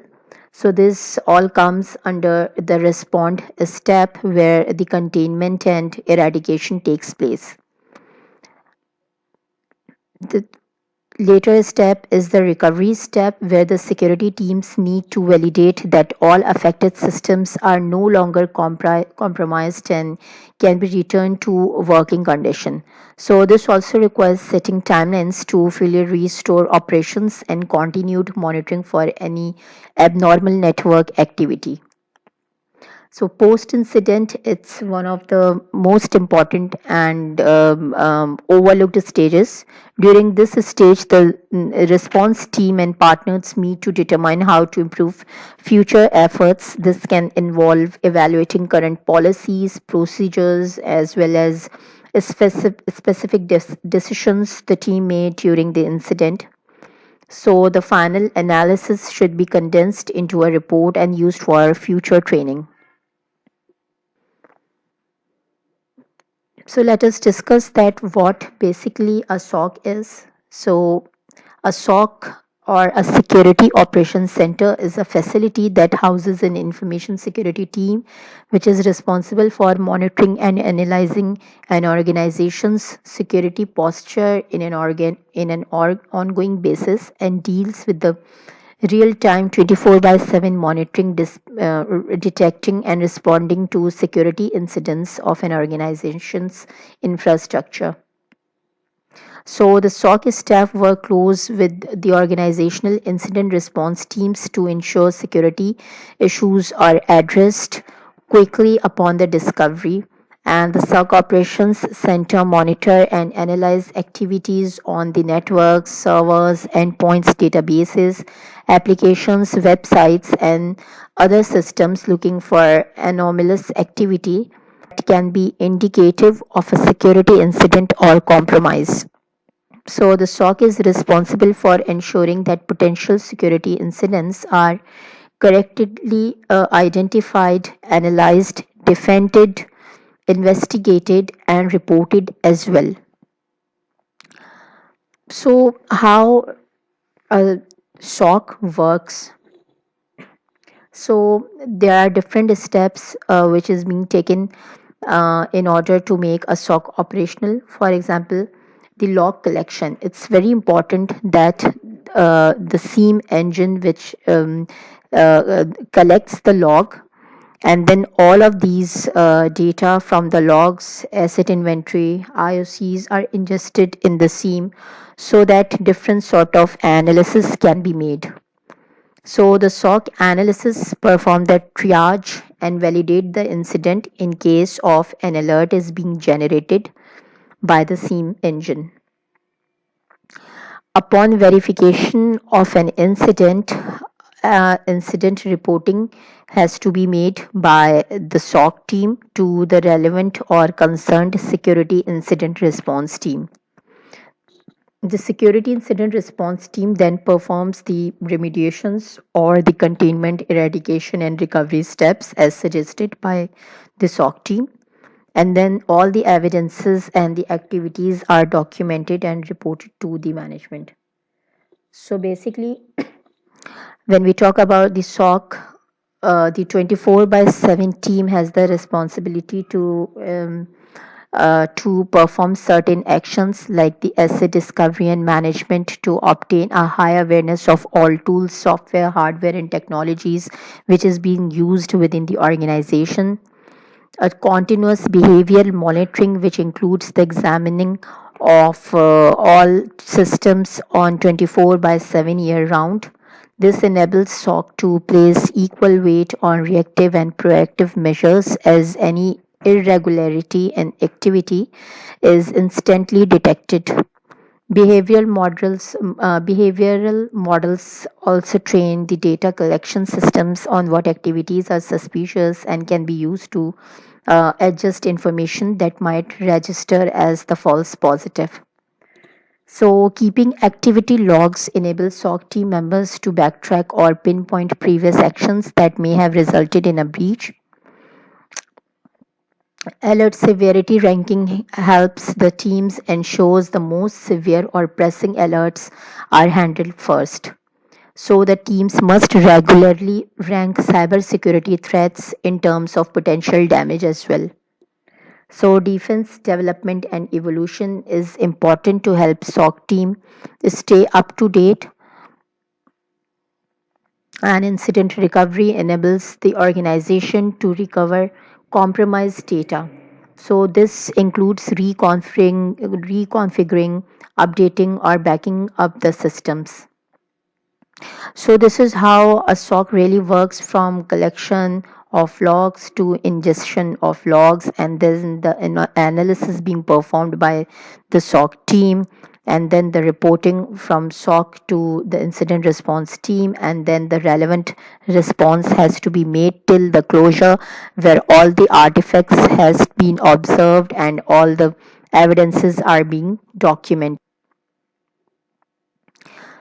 So integrated, if you see that SIEM is the main engine or the main technology that has the capability to collect all the security events from different devices placed in an infrastructure, like the servers, the routers, the firewalls, IPS, the servers, which includes the operating systems plus the Windows Active Directory, and the critical applications with their critical database log files as well. So the SIEM is the central engine which takes all the security events from all the critical devices and performs some sort of analysis. So integrating the SIEM with some of the technologies like the threat intelligence, and um, then performing certain analysis like the UBA and EUBA and NBAD. For example, integrating well-structured threat intelligence into the SOC effectively improves the incident response owing to the pre-research information on various attack sources. Like, for example, the reputational information.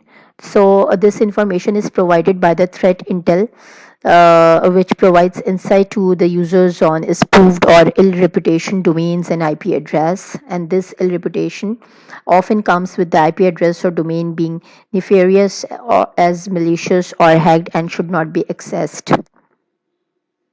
Then information on certain attacks like the phishing attacks. This information feed enumerates newly emerged phishing attacks and targets.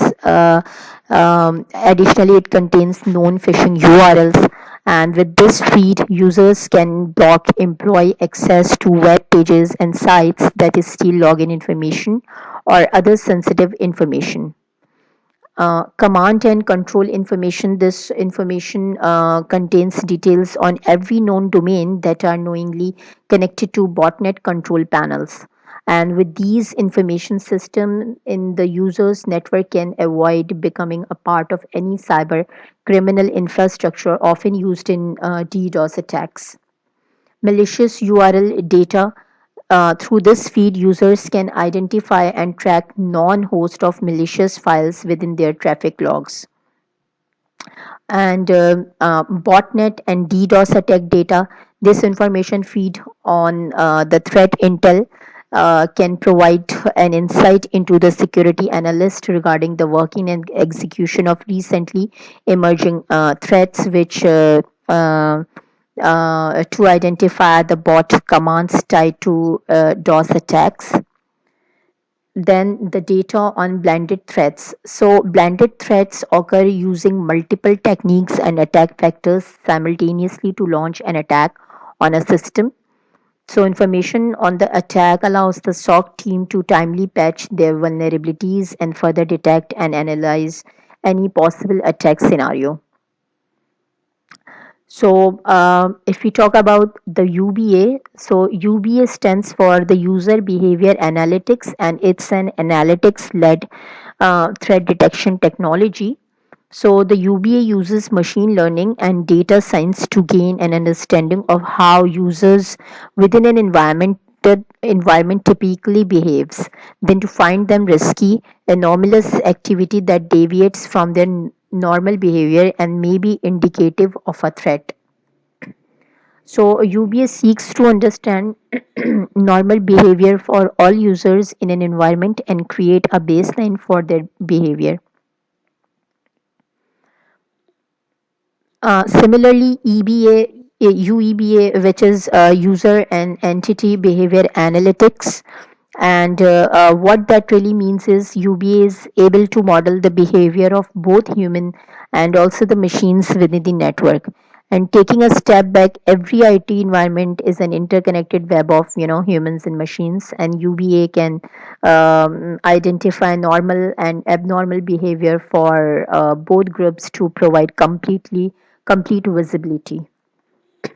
Now, NBAD is basically the network-based anomaly detection, and the SOC achieve visibility of anomalous and or malicious behavior through the analysis of network traffic captured or intercepted.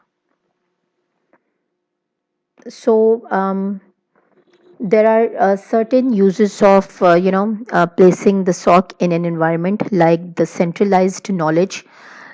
You can gain An organization can gain a centralized knowledge through SOC with the myriad of attack vectors utilized by hackers to compromise the network. There is the possibility of some of them being overlooked.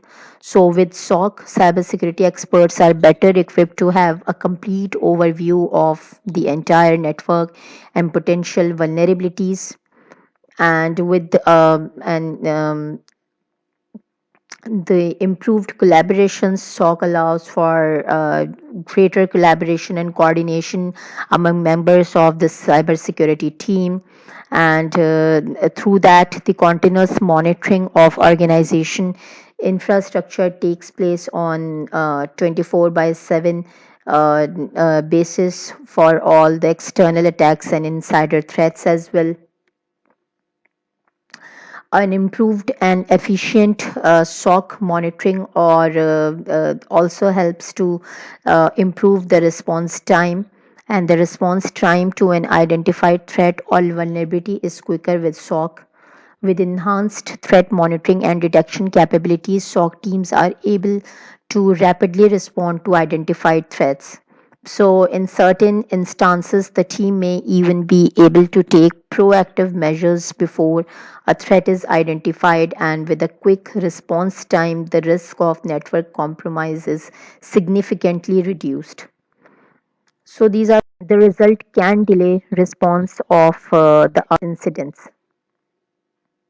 So, basically, SOAR is security orchestration, automation, and response, which refers to a collection of software solution and tools that allow organizations to streamline security operations in key areas like the threat, vulnerability management, incident response, and security operations automation.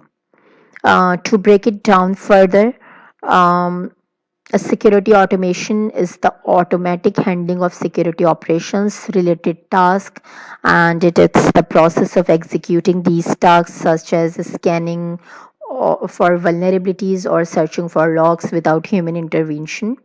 And security orchestration refers to the method of connecting security tools and integrating disparate security systems. And it's the connected layer that is streamlines security processes and powers security automation. So with just a SIEM, you only receive the alerts about the potential threats, and the security operations team would still be on its own to respond to them. But by adding SOAR, the security ops team is better able to address several common challenges. So basically, SOAR tool can investigate whether the center has a bad reputation via threat intelligence and use DNS tools to confirm the origin. The tool can automatically extract hyperlinks and validate them via URL reputation and detonate the links in a secure environment or run attachment in a sandbox. Then if an incident is confirmed, a playbook is run. So the playbook looks in the email system to find all messages from the same sender, all with the same links or attachments, and quarantines them. Automation is related to orchestration, and it is the machine driven execution of actions on security tools and IT systems as part of a response to an incident. So the SOAR tools allow security teams to define standardized automation step and a decision making workflow with enforcement status tracking and auditing capabilities. So the automation relies on security playbooks which analysts can code using a visual UI or a programming language like the Python. So an example of an automation playbook can be, uh, for example, like a malware playbook, the SOAR tool scans the malware file and detonates the file in a sandbox using external service. The SOAR tool checks the file against a reputation service, such as the virus total for accuracy, and then identifies the geolocation of the source or originating IP address. The system notifies the user about the malware and a post-analysis cleanup is performed. So you see, these are the benefits of Solve platform, where the orchestration automation is a leverage, is a plus or a very leveraging point of the SOAR platform. Then another point is the incident management and collaboration. So the SOAR capability helps security teams to manage security incidents, collaborate and share data to resolve the incident efficiency. Like a SOAR tool gathers and analyzes security data typically taken from the SIEM, correlates data to identify priority and criticality, and automatically generates incidents for investigation. So the incident already includes relevant context information, allowing analysts to investigate further. So this removes the need for a human to notice the relevant security data, identify it as a security incident, and manually set up an incident in the system. So this tool can also record the actions and decisions made by the security team, and making them visible to the entire organization. So a SOAR tool also brings in threat data from open source databases, industry leaders, coordinated response organizations, and commercial threat intelligence provider. So the SOAR tool attaches the relevant threat information to specific incidents and makes threat intelligence easily accessible to the analyst as they are investigating an incident.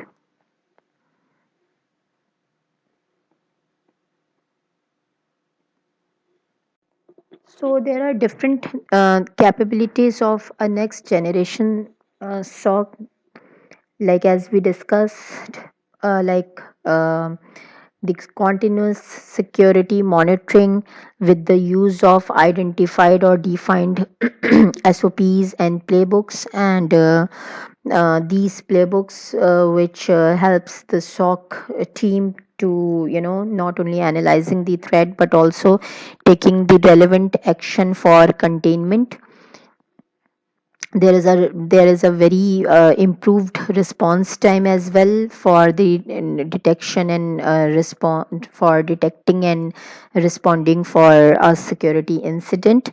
Then the continuous feeds through the threat intel makes it very improved in order to analyze the big data as well. And the automated response also makes it very comfortable for the SOC team to better perform in terms of identifying the cyber attacks. So let's discuss the SOC organization model. So when we talk about the SOC organization model, there are different layers of analysts like the L1 SOC, L2, and L3. And so basically, the security analyst or the L1 or L2 are basically um, they have this responsibility of actively monitor the system for suspicious activity and threats, and they make the initial decision on threat severity, passing more complex attacks up the chain of command, and they deal with the less complex attacks themselves. Then comes the senior security analysts, which has the role of in to combat the higher levels of threats. And the senior security analysts identify the affected systems, review intelligence reports, and identify the nature of attack. And they formulate plans to repair the damaged attacks, keep other assets safe, and work to remove these threats. So there is another additional layer, which is a layer of subject matter experts. So there are different subject matter experts as well in the SOC team, for example, like at the server side and for the threat intels and for the networks and malwares, who have this responsibility of providing their significant feedback to the analyst layer. Then there is an additional layer of the SIEM admins or the SIEM engineer, who has the responsibility to fine tune the SIEM tools needed to identify and repel the threats. And they work closely with the other members of the team, especially if the system is under attack. Then there is another layer of threat hunters, and they uses the SIEM tool to review the log files in real time basis and finding clues as to the nature of the attack and how to repel them. Then there is another a team or another layer, which is the incident responders or the security incident response team, who works with all aspects of the SIEM team, and their focus is to contain and repel the attacks and repair the affected systems. So these all these roles um, report to the SOC manager, and the SOC manager is the bridge between the SOC team and the rest of the business. And working with the SOC lead, they formulate the policy for the entire team and escalate processes and review the incidents. So it's a vital part of the auditing process as well. And SOC managers develop the uh, crisis communication plan for the CISO and other stakeholders. And aside from these hard deliverables, the SOC manager also demonstrate the value of the SOC to the wider organization and plays a lead role uh, to run the SOC on a day to day basis, hands on. And aside from leading the charge, uh, also has the responsibility to extend to documenting processes and recording the incidents. So that's the whole SOC organization model. The SOC team or the SOC manager directly reports to the CISO or the Chief Information Security Officer, and who has that responsibility to communicate for in order to have some sort of collaboration in terms of knowledge sharing regarding the incidents with the regulatory bodies or the country certs as well. So, guys, in today's session, we had learned about the SOC and the acceleration towards the next generation. For any further queries, I can be contacted on my LinkedIn account. Thank you, everyone, for joining the today's session. Good day.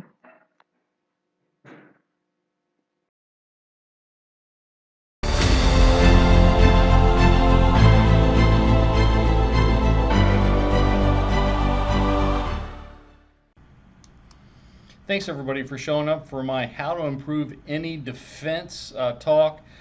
This really is about how to improve computer security defense, but it applies to any computer defense that you may have. And let me say that my goal in the next 40 to 50 minutes is to change the way that you think about computer security defense the rest of your life. And if I don't do that, I have failed you and failed myself. So let's get started and get into the topic. If you don't know me, I'm Roger Grimes. I've been doing computer security for 34 years, earned all of these gray hairs. I've written 13 books and over 1,100 magazine articles on computer security. There's my email address. If you want to email me, you can follow me on LinkedIn and Twitter.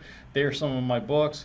Data-driven defense, the data-driven defense computer defense book, that one is essentially what this topic is about. I consider that my magnum opus. I wrote it a lot of years ago. I worked for KnowBe4. We're the world's largest integrated security awareness training simulated phishing platform vendor. Love working for KnowBe4. But today I just want to talk about the biggest problem with most computer defenses, almost every one that I see, how it got that way, and then how you can fix it. So the bottom line of this, if I do my job correctly, is that you will have a more efficient, better cost-effective defense, and I will help you change the way that you think and do computer security the rest of your life. I like to start this off with an allegory. Imagine that you have two armies fighting each other, a good army and a bad army, and the bad army is having great success on the right flank of battle. And for reasons we don't know, instead of the good army putting up more defenses on the right flank of battle to counter the evil army, they put more resources on the left flank of battle. Maybe they put it in the center.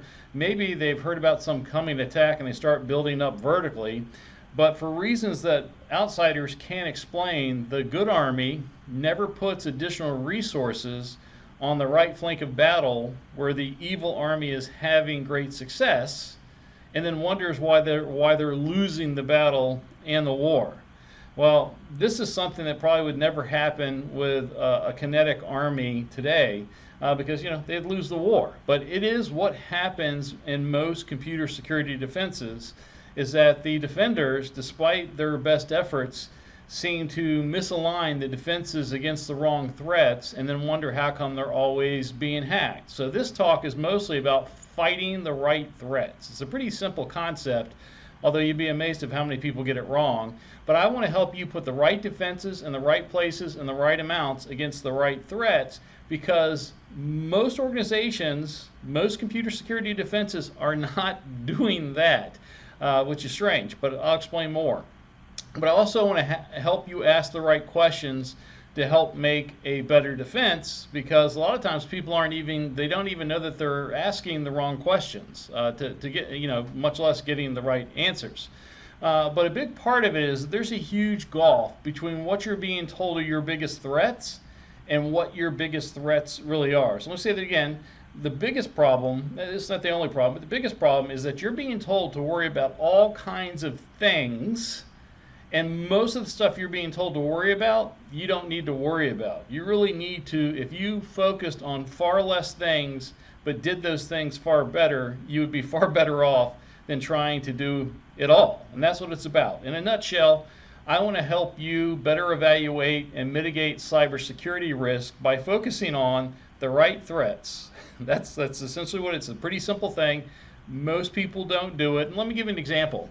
We probably all heard of these RFID credit card shielding products. You've heard that your credit cards, they have this little chip, RFID, radio frequency identifier chip on it that supposedly hackers can, sniff when you walk past them, or you're walking down the street, or you're in an airport, and hackers can use a RFID wireless sniffer, sniff your credit card information, and then use it to make future fraudulent purchases. Well, and let me say that hackers can do that. There is software and hardware that does that. They can capture the information that's available on the credit card through the RFID interface. And because of that, there's an entire billion-dollar industry that has sprung up to allow you to shield your credit card or other, sometimes passports or whatever, so that the hackers can't wirelessly sniff it. So there's a billion-dollar industry making these little credit card shielding products. You've seen little like Mylar sleeves that look like Mylar sleeves. Wallets many times will indicate they're made with anti-RFID, blocking material. You can buy purses that have the material. My wife told me she was shopping for jeans a little while ago, and it had a little tag saying, "Oh, these jean pockets, they're anti-RFID enabled, so your stuff can't be sniffed." And here's the thing: it's a billion-dollar industry, and there's not been a single real-world attack that an RFID shielding product would have prevented. Let me say this again. There is a billion-dollar industry making RFID shielding products, and there is, as far as I know, and I've been looking for it for over 10 years, not a single real-world crime ever that an RFID shielding product would have prevented. And yet it's a billion-dollar industry. Or to apply it more to computer security, let's talk about Meltdown Inspector. Meltdown Inspector are easily probably the biggest threats and risk I've ever heard about in my 34-year computer security career.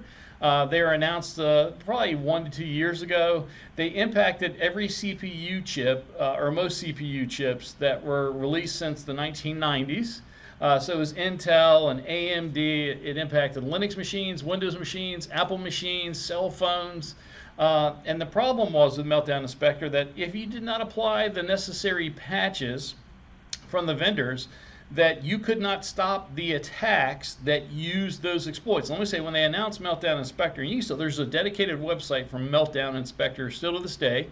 If you did not apply the patches, then attackers could send an exploit against you. There's malware worms and stuff made using it. And no other defense besides applying the patches would have prevented those attacks from working. Not only would they not have prevented the attacks from working, but your computer system, no matter what you were using, Windows, Apple, Linux, whatever, would not even have recorded that you were successfully attacked. The event monitoring wouldn't even have noticed it. Easily the most serious, high-risk announced vulnerabilities I ever came across. And guess what? Never once successfully used in a real-world attack, again, that I know of. So everybody was told, hurry up, hurry up, hurry up, hurry up, and patch. You got to patch these, you got to patch these. If you run patch management reports of this day, they're going to tell you that you have to hurry up and apply the Meltdown Inspector patches if they're missing.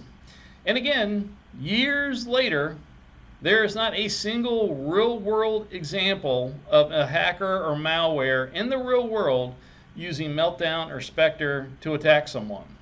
So in both these instances, you were told to worry about these high-risk, oh my God type of threats and attacks that were never even done once in the real world. And if it's not even done once in the real world, is it really high risk? I would tell you the answer is no. The answer is no. It should at least be done once. So what I want you to do is worry about the threats and risk that are being used successfully against you or would likely be used against you in the future. Let me say this again. I want you to worry about the threats and risk that are currently being used successfully against you or most likely to be used against you in the near future. I don't want you to worry about the world. I want you to worry first and foremost about the stuff that's actually working against you today. And people say, well, nothing's working against me. No, many, many times on your laptop and your devices and in your environment, there's worms and adware and stuff that get installed on your PC that the antivirus program's like, oh, I found this and removed it.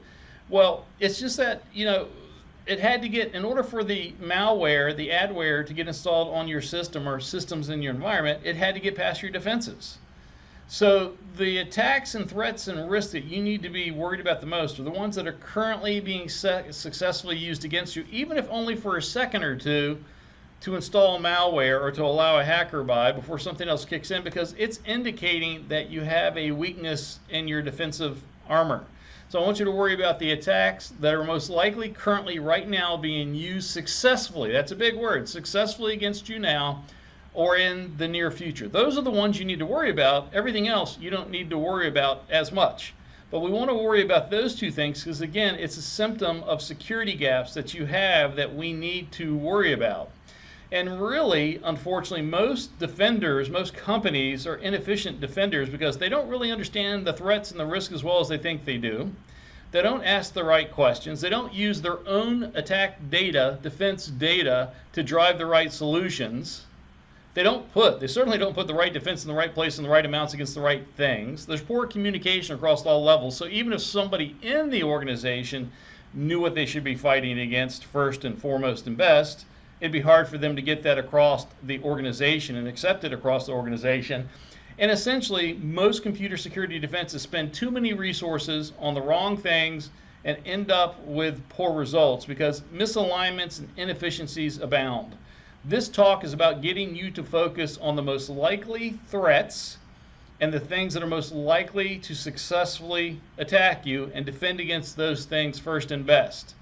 And a lot of times, the reason why I kind of came into this talk is that, I've been doing computer security 34 years, but for about 20 of those years, I was doing a lot of security audits, a lot of security reviews, and I frequently went into companies that would be attacked, and I would tell them, hey, this is what you need to do to fix it.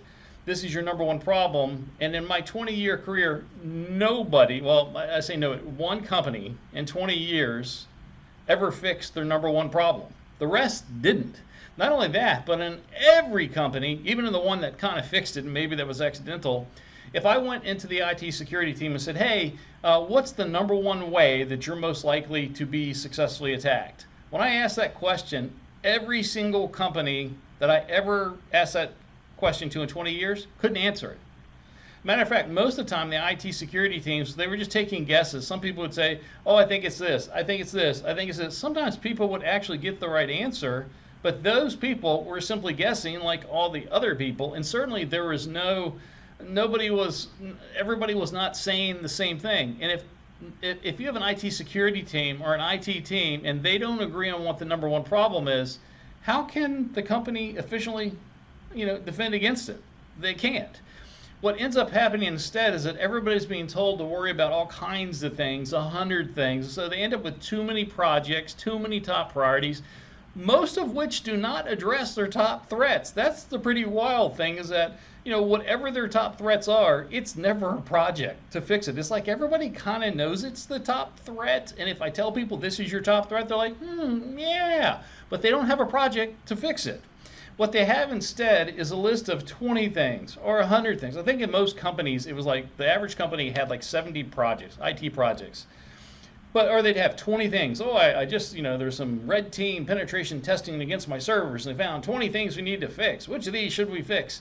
The problem is that we all have these huge lists of things we have to fix, but they're unranked. Or you get, oh, I need you to implement the NIST cybersecurity framework, or HIPAA, or Sarbanes-Oxley, or whatever it happens to be. Everybody gets all these lists of things and controls, and they're like, go install this. They want you to install all 100 or 200 things perfectly.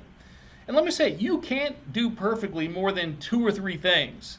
So what you end up with is a lot of misalignment of people concentrating on the wrong things. You end up with good patching of low-risk apps, poor patching of the high-risk apps, and overall you have a lot of strategic controls that don't map to the technical things that would actually impact your security. I mean, it's literally just this things. Here's all the threats you need to worry about, here's all the defenses, and they just miss each other. Well, how did it get this way, right? Because no one wants to defend inefficiently. No one wants to think that they're planning properly. And I tell you what, I thought about that for a long time. I ended up writing a white paper. I wrote a lot of articles for InfoWorld magazine and CSO magazine for years and years and years. I was the InfoWorld CSO weekly security columnist for almost 15 years, from 2005 to 2019. Ended up writing a white paper 5 or 6 years ago for Microsoft, and then I wrote my data-driven defense book all about why did it get this way? Why are people inefficient defenders? And this is what I came up with. First of all, just an overwhelming number of vulnerabilities come at us. Matter of fact, last year there was 18,103 different software, hardware, firmware vulnerabilities that we were told that we needed to patch, and that was up from 12,000 a year before, and then 16,000, 14,000, and so on. And these, until you patch these things, they're vulnerabilities you have to worry about. So every day we are told somewhere around 11 to 50 new things that you have to patch every single day, day after day, year after year. And that's on top of the hundreds of millions of malware programs like ransomware and worms and viruses and Trojans trying to get into your system, and all the different types of hackers, the manual human hackers, nation states, script kiddies, ransomware attackers, money thieves. There's a lot of threats. So the number one problem is there's a whole lot of badness trying to break into our environments. And sadly, just on the vulnerabilities alone, it's somewhere between 25 to 33% of those vulnerabilities are ranked with the highest criticality, meaning that if they get into your environment, if they're successfully launched in your environment, that it's going to take over the entire computer that it's on and or network. And let me say, usually by the time an attacker takes over one device on a network, it's not that hard to take over the entire network. Matter of fact, I think the Russians are officially credited with the fastest average time from one machine taken over to the entire network, and it's 8 minutes. 8 minutes from taking over one machine to the entire network. That's what they average. And sadly, most of those exploits are easy to exploit. They call them low complexity, meaning they're not that hard to pull off. The vast majority of these exploits are easy to do. Essentially, this means we have a really bad set of problems. We got a whole lot of problems, an avalanche of new threats, 11 to 50 every day, day after day after day. And most of them have low complexity. A large majority of them, or I don't want to say majority, but 25 to 33% of them have the highest criticality. And so we're trying to fight all that. And then we have media and vendor-driven narratives. Every time some new exploit comes out, they give it some name like Satan Bug or Sandworm, and they even have like cartoon characters and stuff like that. It's crazy. We also have to do this compliance stuff. And let me say, compliance, when there's a problem between compliance and security, compliance is not always security. And when there's a conflict, compliance always wins. There's too many projects, most of which don't address the top problems. There's a lot of higher priority pet projects that people are trying to push through for one reason or another. There's politics involved. There's slower budgeting cycles, so that even if you see a threat and want to address it, let's say like ransomware, it takes years to build up the defenses, and then the attackers just change however they're attacking you. And overall, just a very inefficient IT organization when it comes to facing the threats. It's just a big misalignment. Even if you know what the biggest threats are, as human beings, we just don't really focus on the right threats. Like I like to tell people, I live in Florida, Tampa, Florida, Clearwater, Florida, and my friends love to go out with me on boats. And whenever they showing up, they're like, hey, and we're on my boat, we're in the beautiful blue water. Before they get in the water, like, hey, they're like every one of them, are there sharks here? And I'm like, well, it is the ocean. There are sharks here. I said, but don't worry. Your odds of being attacked by a shark are literally millions of times less than the risk you took driving here today. Like when you drive here, your odds of dying in a car in your life are like 1 in 50 to 1 in 100, and your odds of dying today on any particular road are like 1 in 100,000. I think it's in some roads 1 in 18,000. But I always tell them, you driving here today to get to my boat was the most risky thing you did. They don't care. They're scared of sharks. Or even when I fly, like I think about it, my odds of dying in an airline crash are like 1 in 11 million. It's really, really rare. U.S., especially in the U.S., U.S. has had really low incident of big jet airliners dying or whatever. Very low incident that you're going to die in an airliner. But every time the plane is taking off, I'm kind of nervous, a little bit nervous for the takeoff or whatever. And I don't know why, especially since I know that the car ride to the airport was by far thousands and thousands of times more high risk than the airline flight. But I just can't change my human thing. All right, here's another one. I got this from the Bill and Melinda Gates Foundation a couple years ago. More people die in one day from mosquito deaths than in the entire 100 years of shark attacks. More people die in one day than 100 years of shark attacks, but guess which one people fear more?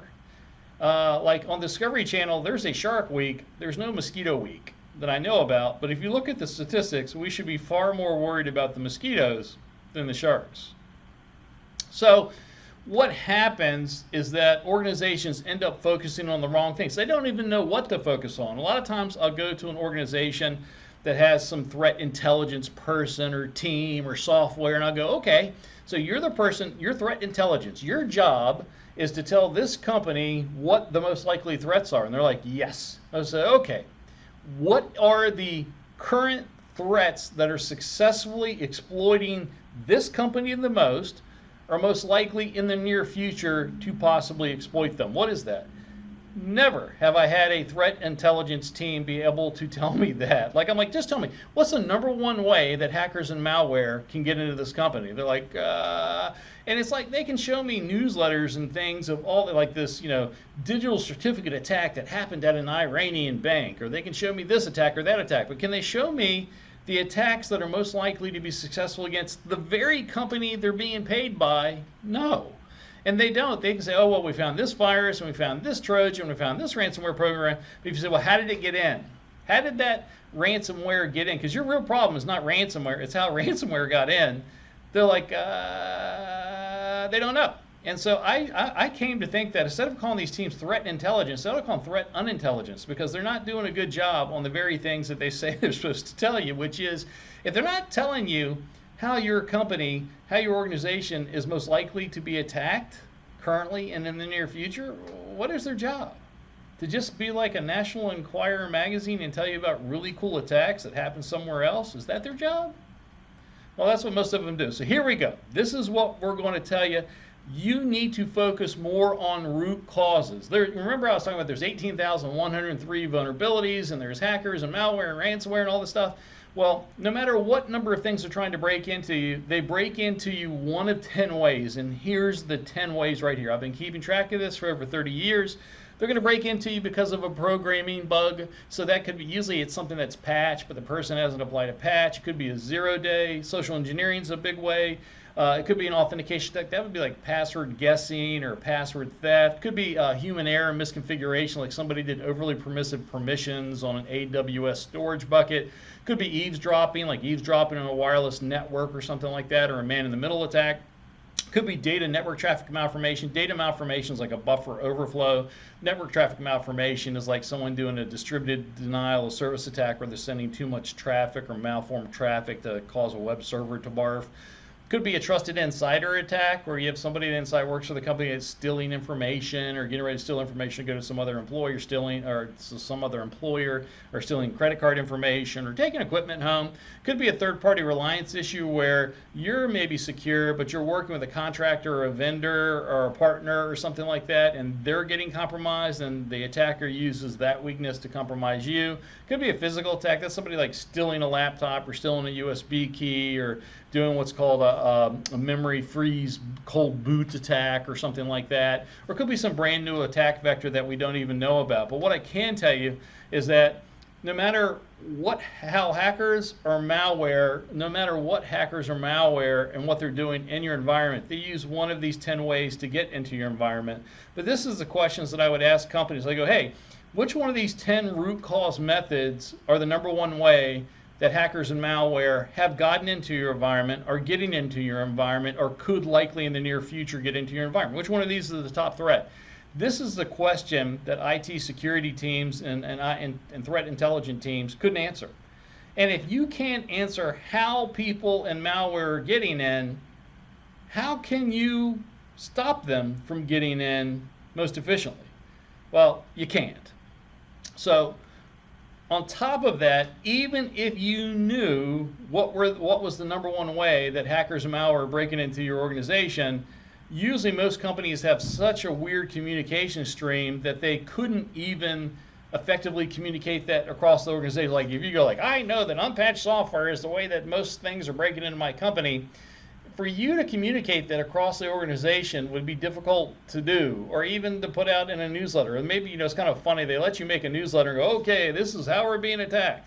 And then you're not allowed to repeat that again. You know, they're like, oh, you need a new topic for next month. They wouldn't let you go, you need to focus on unpatched software. You need to focus on unpatched software. You need to focus on unpatched software. Instead, they want you to have different stories and different topics showing different things.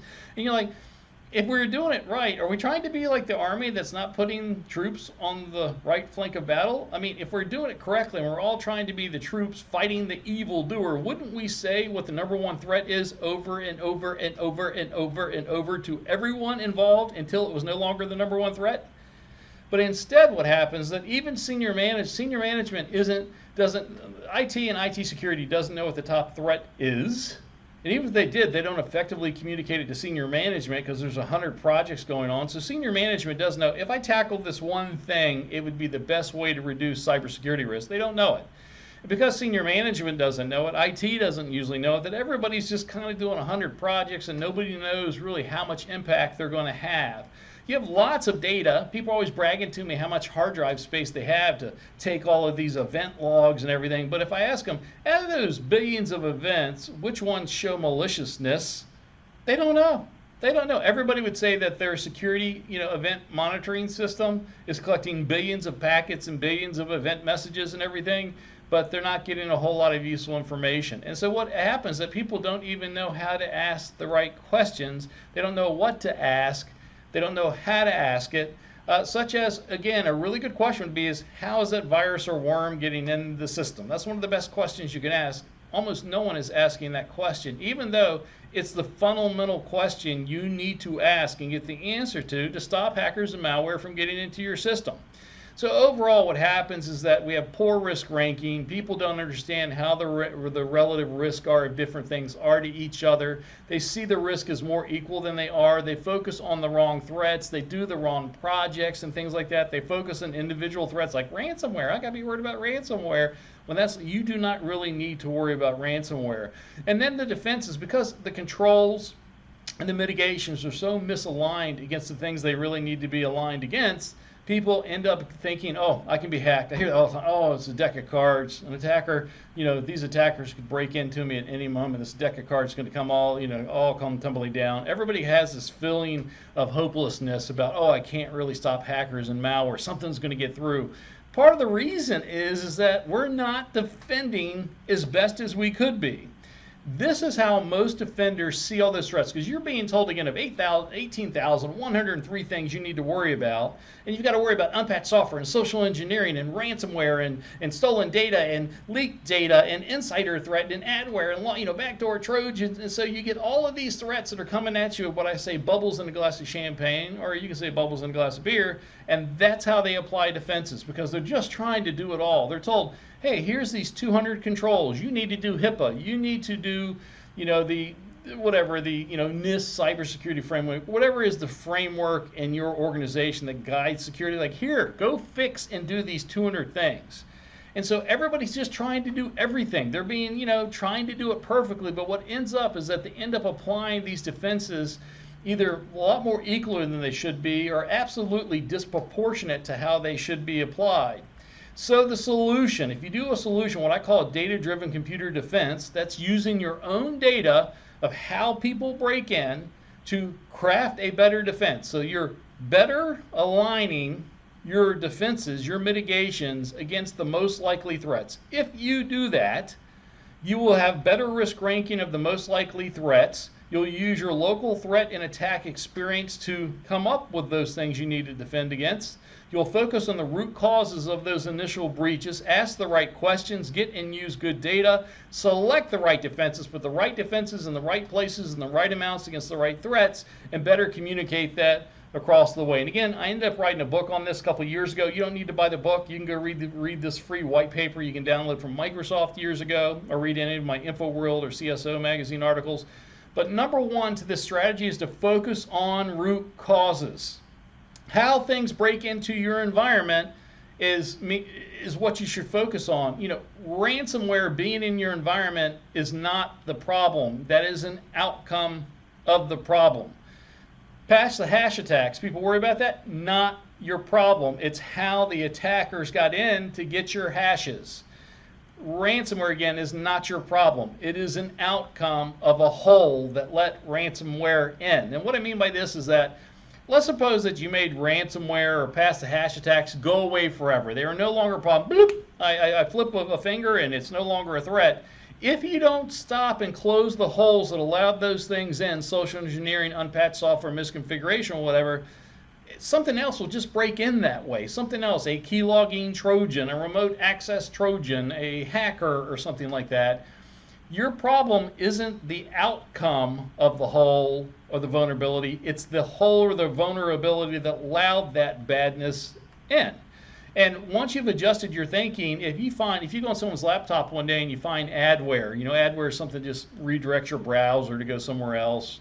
Well, the effort that it took the adware to get into that laptop or that device is the same effort that a ransomware program or remote access door Trojan could have used to get to that laptop. And it's indicating that you have holes in your security defenses that need to be closed, or next time maybe it will be something worse. So every type of badness that gets into a system before it gets removed, let me say, a lot of times people think, oh, the antivirus removed it. The antivirus removed it. No, sometimes those programs are in on your computer for days or weeks. The average time ransomware is in an environment undetected is up to 8 months, and sometimes years. The average ransomware program is in an environment up to 8 months without being detected. And that's just a sad fact of the matter. But the problem is that whether it was in there for 1 day or 3 days or 8 months, the ways that the ransomware broke in, the exact same ways, 10 ways that I talked about before. So once you start thinking about a data-driven defender's approach, is you start thinking, okay, how do things break in? Is it unpatched software? Is it social engineering? Is it misconfiguration? Is it user error? Is it eavesdropping? Whatever it is, you figure out using your data of how malware and or attackers, hackers have gotten into your environment, will most likely get in your environment, and then you start to close those holes. So if you're like, it's unpatched software, it turns out that the last couple times we had viruses on people's systems, we hadn't patched Adobe Acrobat or something like that, and you start to focus on closing the holes. When you think about it with a data-driven defense approach, you think about your different root causes, the 10 that I listed before, figure out which ones are most likely to let badness into your environment, and then focus your mitigations and defenses on closing them. Because in most environments, there's one or two things that account for almost all the risk. So usually is a big number one and a number two thing, and maybe a number three thing. And the number one and number two thing, by the way, have been the same two things for the entirety of computers. The number three thing changes. Sometimes it's passwords, sometimes it's insider attack, sometimes it's misconfiguration. But number one and number two are pretty consistent and have been for decades. And if you don't focus on number one and number two and number three, the rest of it doesn't matter. And what happens is most people are focusing on all the little stuff, all the little bubbles, and they've not been told that some of the bubbles are far larger than others. So what should you be focusing on? Without a doubt, social engineering and unpatched software for most organizations. Unpatched software and social engineering have been the number one or number two way, sometimes they switch places, of how malware and hackers get into devices and environments for the entirety, for multiple decades of computers. And let me say, don't trust me, right? Like, I could be lying to you because I work for KnowBe4, a company that sells anti-social engineering software and services to try to help with that. I could be lying to you. Ask yourself, like, anytime you read a story that's in the paper or you hear about somebody that was compromised, let's say like Equifax, right? Equifax, it was unpatched VPN, unpatched Apache Struts software, or when some other Travelex got compromised, it was unpatched VPN software. Most of the time it's unpatched software and social engineering, and most of the time it's social engineering. People got tricked out of their passwords or got tricked into running a Trojan horse program or something like that. And again, think about yourself. If you've ever been compromised on your computer at home, how did it happen? Probably because you got tricked, socially engineered into running something you shouldn't have, or you had unpatched software at your company. If you had a company that was compromised, how did the bad guy or the malware get in there? Probably social engineering and unpatched software. Social engineering is responsible for 70 to 90% of all malicious data breaches. And let me say that number varies. I've seen some surveys say it was only 40%, and then some I've seen as high as 91, 92%. Whatever the number is, it's always the number one way that hackers and malware get into an environment. And then unpatched software is somewhere around 20 to 40%, and those two things together account for somewhere between 90 to 99% of the reasons of why hackers and malware got onto a device or in an organization. And again, have been that way for the entirety of computers. It used to be unpatched software by itself was number one for a lot of decades. Matter of fact, unpatched Oracle Java up until about 2005. For about 10 years, from 1995 to like 2005, unpatched Oracle Java or Sun Java back in the day was by itself in 1 year. 1 year Cisco reported that unpatched Oracle Java was responsible for 91% of all successful exploits by itself. Meaning if you better patched one program, Oracle Java, that you would only have 9% of entire IT security risk left to mitigate. But the browser manufacturers and Apple and Google and Microsoft pretty soon started kind of pulling Java out of the browser, and so you didn't have to worry about unpatched Java. And about then, social engineering became number one, and so far, ever since then, I think ever since 2009, social engineering's been the number one threat by far. And again, you shouldn't believe me. I could be lying to you. You should measure every time there's viruses or Trojans or worms or hackers or whatever ever found on somebody's desktop, like when malware, when a virus program finds some malware program and removes it, you have to ask yourself, how did it get on that person's laptop? How did it get on that person's desktop? How did it get on their device? Probably social engineering and unpatched software. Whatever it is, once you find out what those problems are, you need to create what I call the 3x3 security control pillars to fight those things. So if it's unpatched software, if it's social engineering, if it's misconfiguration, whatever it is, when you're trying to defend something, you need to create a layered, what they call defense in depth set of policies, technical controls, and education to fight it. You want to create the best policies you can to stop something from attacking someone. Like maybe you say never click on an unexpected file attachment, never provide your password to an email or something like that. And then you have your technical controls. Those are things that you can implement in technology. That's your firewalls, your secure configurations, your content filtering, your anti-phishing, anti-spam controls.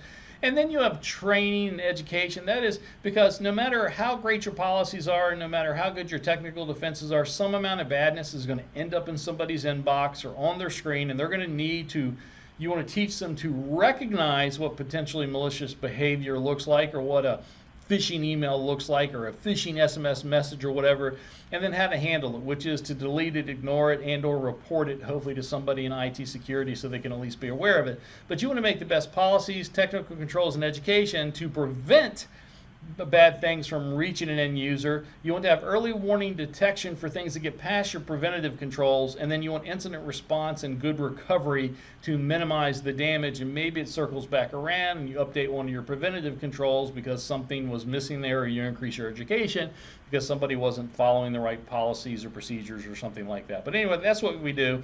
You want to create the best policies, technical controls, and education to prevent bad things from happening, to get early warning response and detection of things that get past your preventative controls, and then incident response and recovery to minimize the damage and get back up and working. And if you do the data-driven defense correctly, you're going to have an increased focus on the right threats.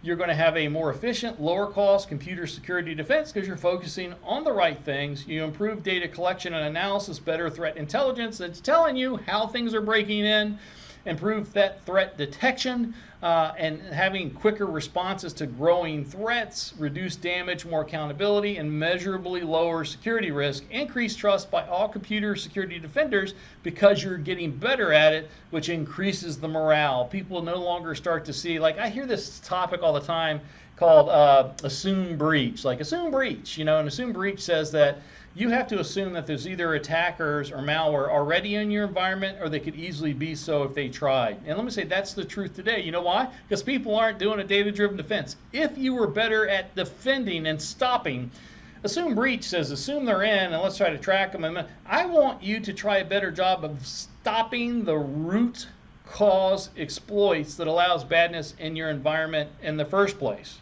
So now that you're a data-driven defense expert, I want to put your quiz. I want to quiz you and put your knowledge to use. I want you to look at this list of threats here and tell me what are the top threats in your environment today. Is it ransomware? Is it passive hash attacks, malicious file attachments, rogue websites, end users? Well, this is kind of a trick question because those are outcomes, most of those are outcomes of the real root causes. Here are your real root causes again. They happen because of programming bugs, either patched or unpatched. social engineering, authentication attacks, and so on. Focus on root causes. Ransomware is not your problem. Remote access Trojan, not your problem. Pass the hash attacks, not your problem. They are outcomes of a problem, which is one of these root causes. And if you want to stop badness from breaking into your environment, you need to do a better job at focusing on the root exploit methods used to allow that badness to break in. And if you don't know what those top root causes are today, if you don't have your data today, a lot of people don't, just know it's unpatched software and social engineering for most organizations. It's usually social engineering by a big shot. Or let's do another example here. We all know that we have to do lots of patching. Matter of fact, last year there's 18,103 things that we were told that we needed to patch. And we have to patch not only PCs and laptops and cell phones, but also virtual machines and cloud machines and maybe microservices and containers. And we have to install software patches and firmware patches and maybe like Meltdown Inspector hardware patches and stuff on premises or on the cloud. There's a lot of patching going on. Patch, patch, patch, patch, patch. Where do you need to patch first? Right? Because you've got, this is a kind of an older chart here of 12,172 things to do, or 18,103 last year. Well, here's all the potential threats in the world. This would be the 18,103 this year, the 12,000 last year, the 16,000. So you have all these potential threats you're being told that you need to worry about. Well, really, only 2% of those, according to Cybersecurity, only 2, maybe 3% of those are ever actually exploited ever in the world. So out of all those things you're told to worry about, 98% of them never get exploited or tried in the world. Like Meltdown Inspector, like RFID credit card sniffing or whatever. They're out there, they're a possibility, but they just don't get exploited in the real world. If they don't get exploited in the real world, you don't need to worry about them. So the reality is you don't need to worry about everything. Only the stuff that's actively exploited in the real world, that's actually not that much. And really, what you need to worry about is just the things that are actively exploited in your own environment could possibly be exploited. Like if there's an Apple bug, but you have no Apple machines in your environment, you don't need to worry about it. And the reality is you're probably blocking a lot of those threats, or you've done the patches or done some firewall rule that really you don't have to worry about most of the things. You only have to worry about the thing that you should worry about the most are things that are currently exploiting your environment or most likely to exploit your environment in the near future. Then worry about everything else. The problem is almost everybody's incentivized to worry about everything all the time. Like they print up a patch management report. If you run a patch management report for your device or your environment, it's going to have hundreds of things that you need to patch. You got to do this and this and this. It's all highly critical. You got to hurry up and install this. The reality is you don't. The average organization only has maybe 10 vulnerabilities that are ever tried against it in a given year against any machine that's in it. And the reality is, even if every possible potential vulnerability was tried against your organization, it would at max be 2, maybe 3% of the world, depending on the year, but about 2% these days. If you better patched 100% perfectly patched those 2%, you're going to be far better off than if you just kind of patched everything, because that's what our people are doing today. They're kind of patching everything, but they're only getting like 99% accuracy. And the things that they're not patching is the stuff that's most likely to be exploited. Hence why the attackers are exploiting it. And you need to do a similar analysis across all types of threat types, whether it's social engineering or misconfiguration. The idea is that it's not everything that's exploiting you. It's not everything that's being abused. You want to concentrate first and best on the things that are actually going to be used to exploit you soonest. And again, as Cybersecurity said, is most CVs, common vulnerability exploits, don't even have a published exploit, but out of that, only about 2% are actually exploited in the wild. That's why when I saw Meltdown Inspector, I was actually at a company, I was like, even though it seems high risk, Meltdown Inspector, I don't think you need to patch it right away. And this one company actually said, Roger, I think you're wrong. And they actually they didn't fire me. I was there consulting kind of free, but they walked me outside the company, and the CEO, CISO said, Roger, I appreciate you being here. You're a good guy. I love your data-driven defense book. But I'm trying to patch Meltdown Inspector. They're obviously huge risk bugs, and I need, you're telling us that you're telling my management they don't need to apply the patches, and I just think you're wrong and appreciate you being here. Have a good day. Well, he applied those patches the next week. He got approval. They ended up blue screening 60 60% of his computers, completely blue screened them because the patches had bugs. And the ones that the computers that it didn't blue screen, it caused massive performance problems. It shut his company down, and he had to uninstall these patches, and they were down for days. And lo and behold, a year or two later, not a single real-world exploit that used Meltdown Inspector. So again, what should you do? You should focus on the things that are most likely to get you attacked. What are those things? Internet browser add-ins, right? Internet browsers, internet browser add-ins, any network advertising service daemons like remote desktop protocol, things that the attackers can look for and reach from outside on the internet. Your operating systems are attacked. Your productivity applications like Microsoft Office. On servers, web server software is what's mostly attacked. If you see a compromise against a company, it's usually web server software, operating system that was compromised, database software, management software, and actually another one that I'm just starting to see a lot of, especially through ransomware, is VPN software. I add the VPN software into that. So when you're trying to figure out what you need to defend against, you want to first defend against any exploits actively being successfully used against you today, then the things most likely to be used successfully against you in the near future. Because a lot of times we're attacked by stuff that is never going to be successful. You need to worry about the stuff that could be successful. Then you need to worry about the stuff that was recently used against you, because old attackers like to use those same exploits again to see if they can get into you. Then worry about everything else. This is what you need to worry about: the things currently being successfully used against you, things that are most likely to be used against you in the near future term, and then things that were used against you in the past. Those three things are usually the ways that you're going to be broken into.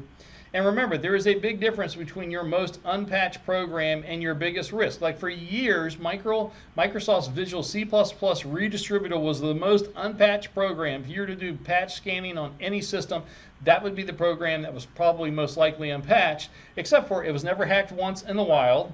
You couldn't call it from within a browser session because they didn't know where it was located. It wasn't a listening network service that people could do a remote buffer overflow to. It usually ran in the user context and didn't have system or admin access, so the attackers really didn't want to attack it. And it was installed in many different places, so the attackers didn't even know where to call it from.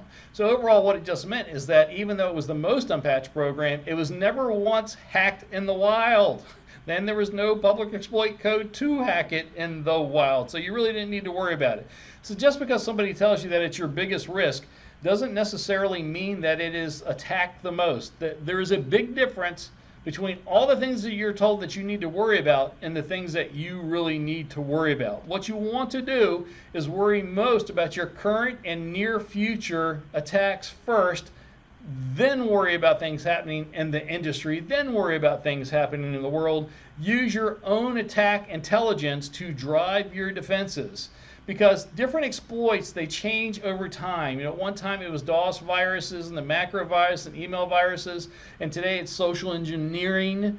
The exploit popularity changes that one day social engineering will not be the #1 attack. It is now for the foreseeable future. One day it will change, but how we respond to them, what happens is that we end up having this slow response. We hear about something and then we worry about it, and then we kind of try to fight it, and then it becomes a really big problem, and then we fight it. Well, if you use a data-driven defense, you'll be more likely to notice a growing threat and be able to defend against it successfully sooner, minimizing the damage.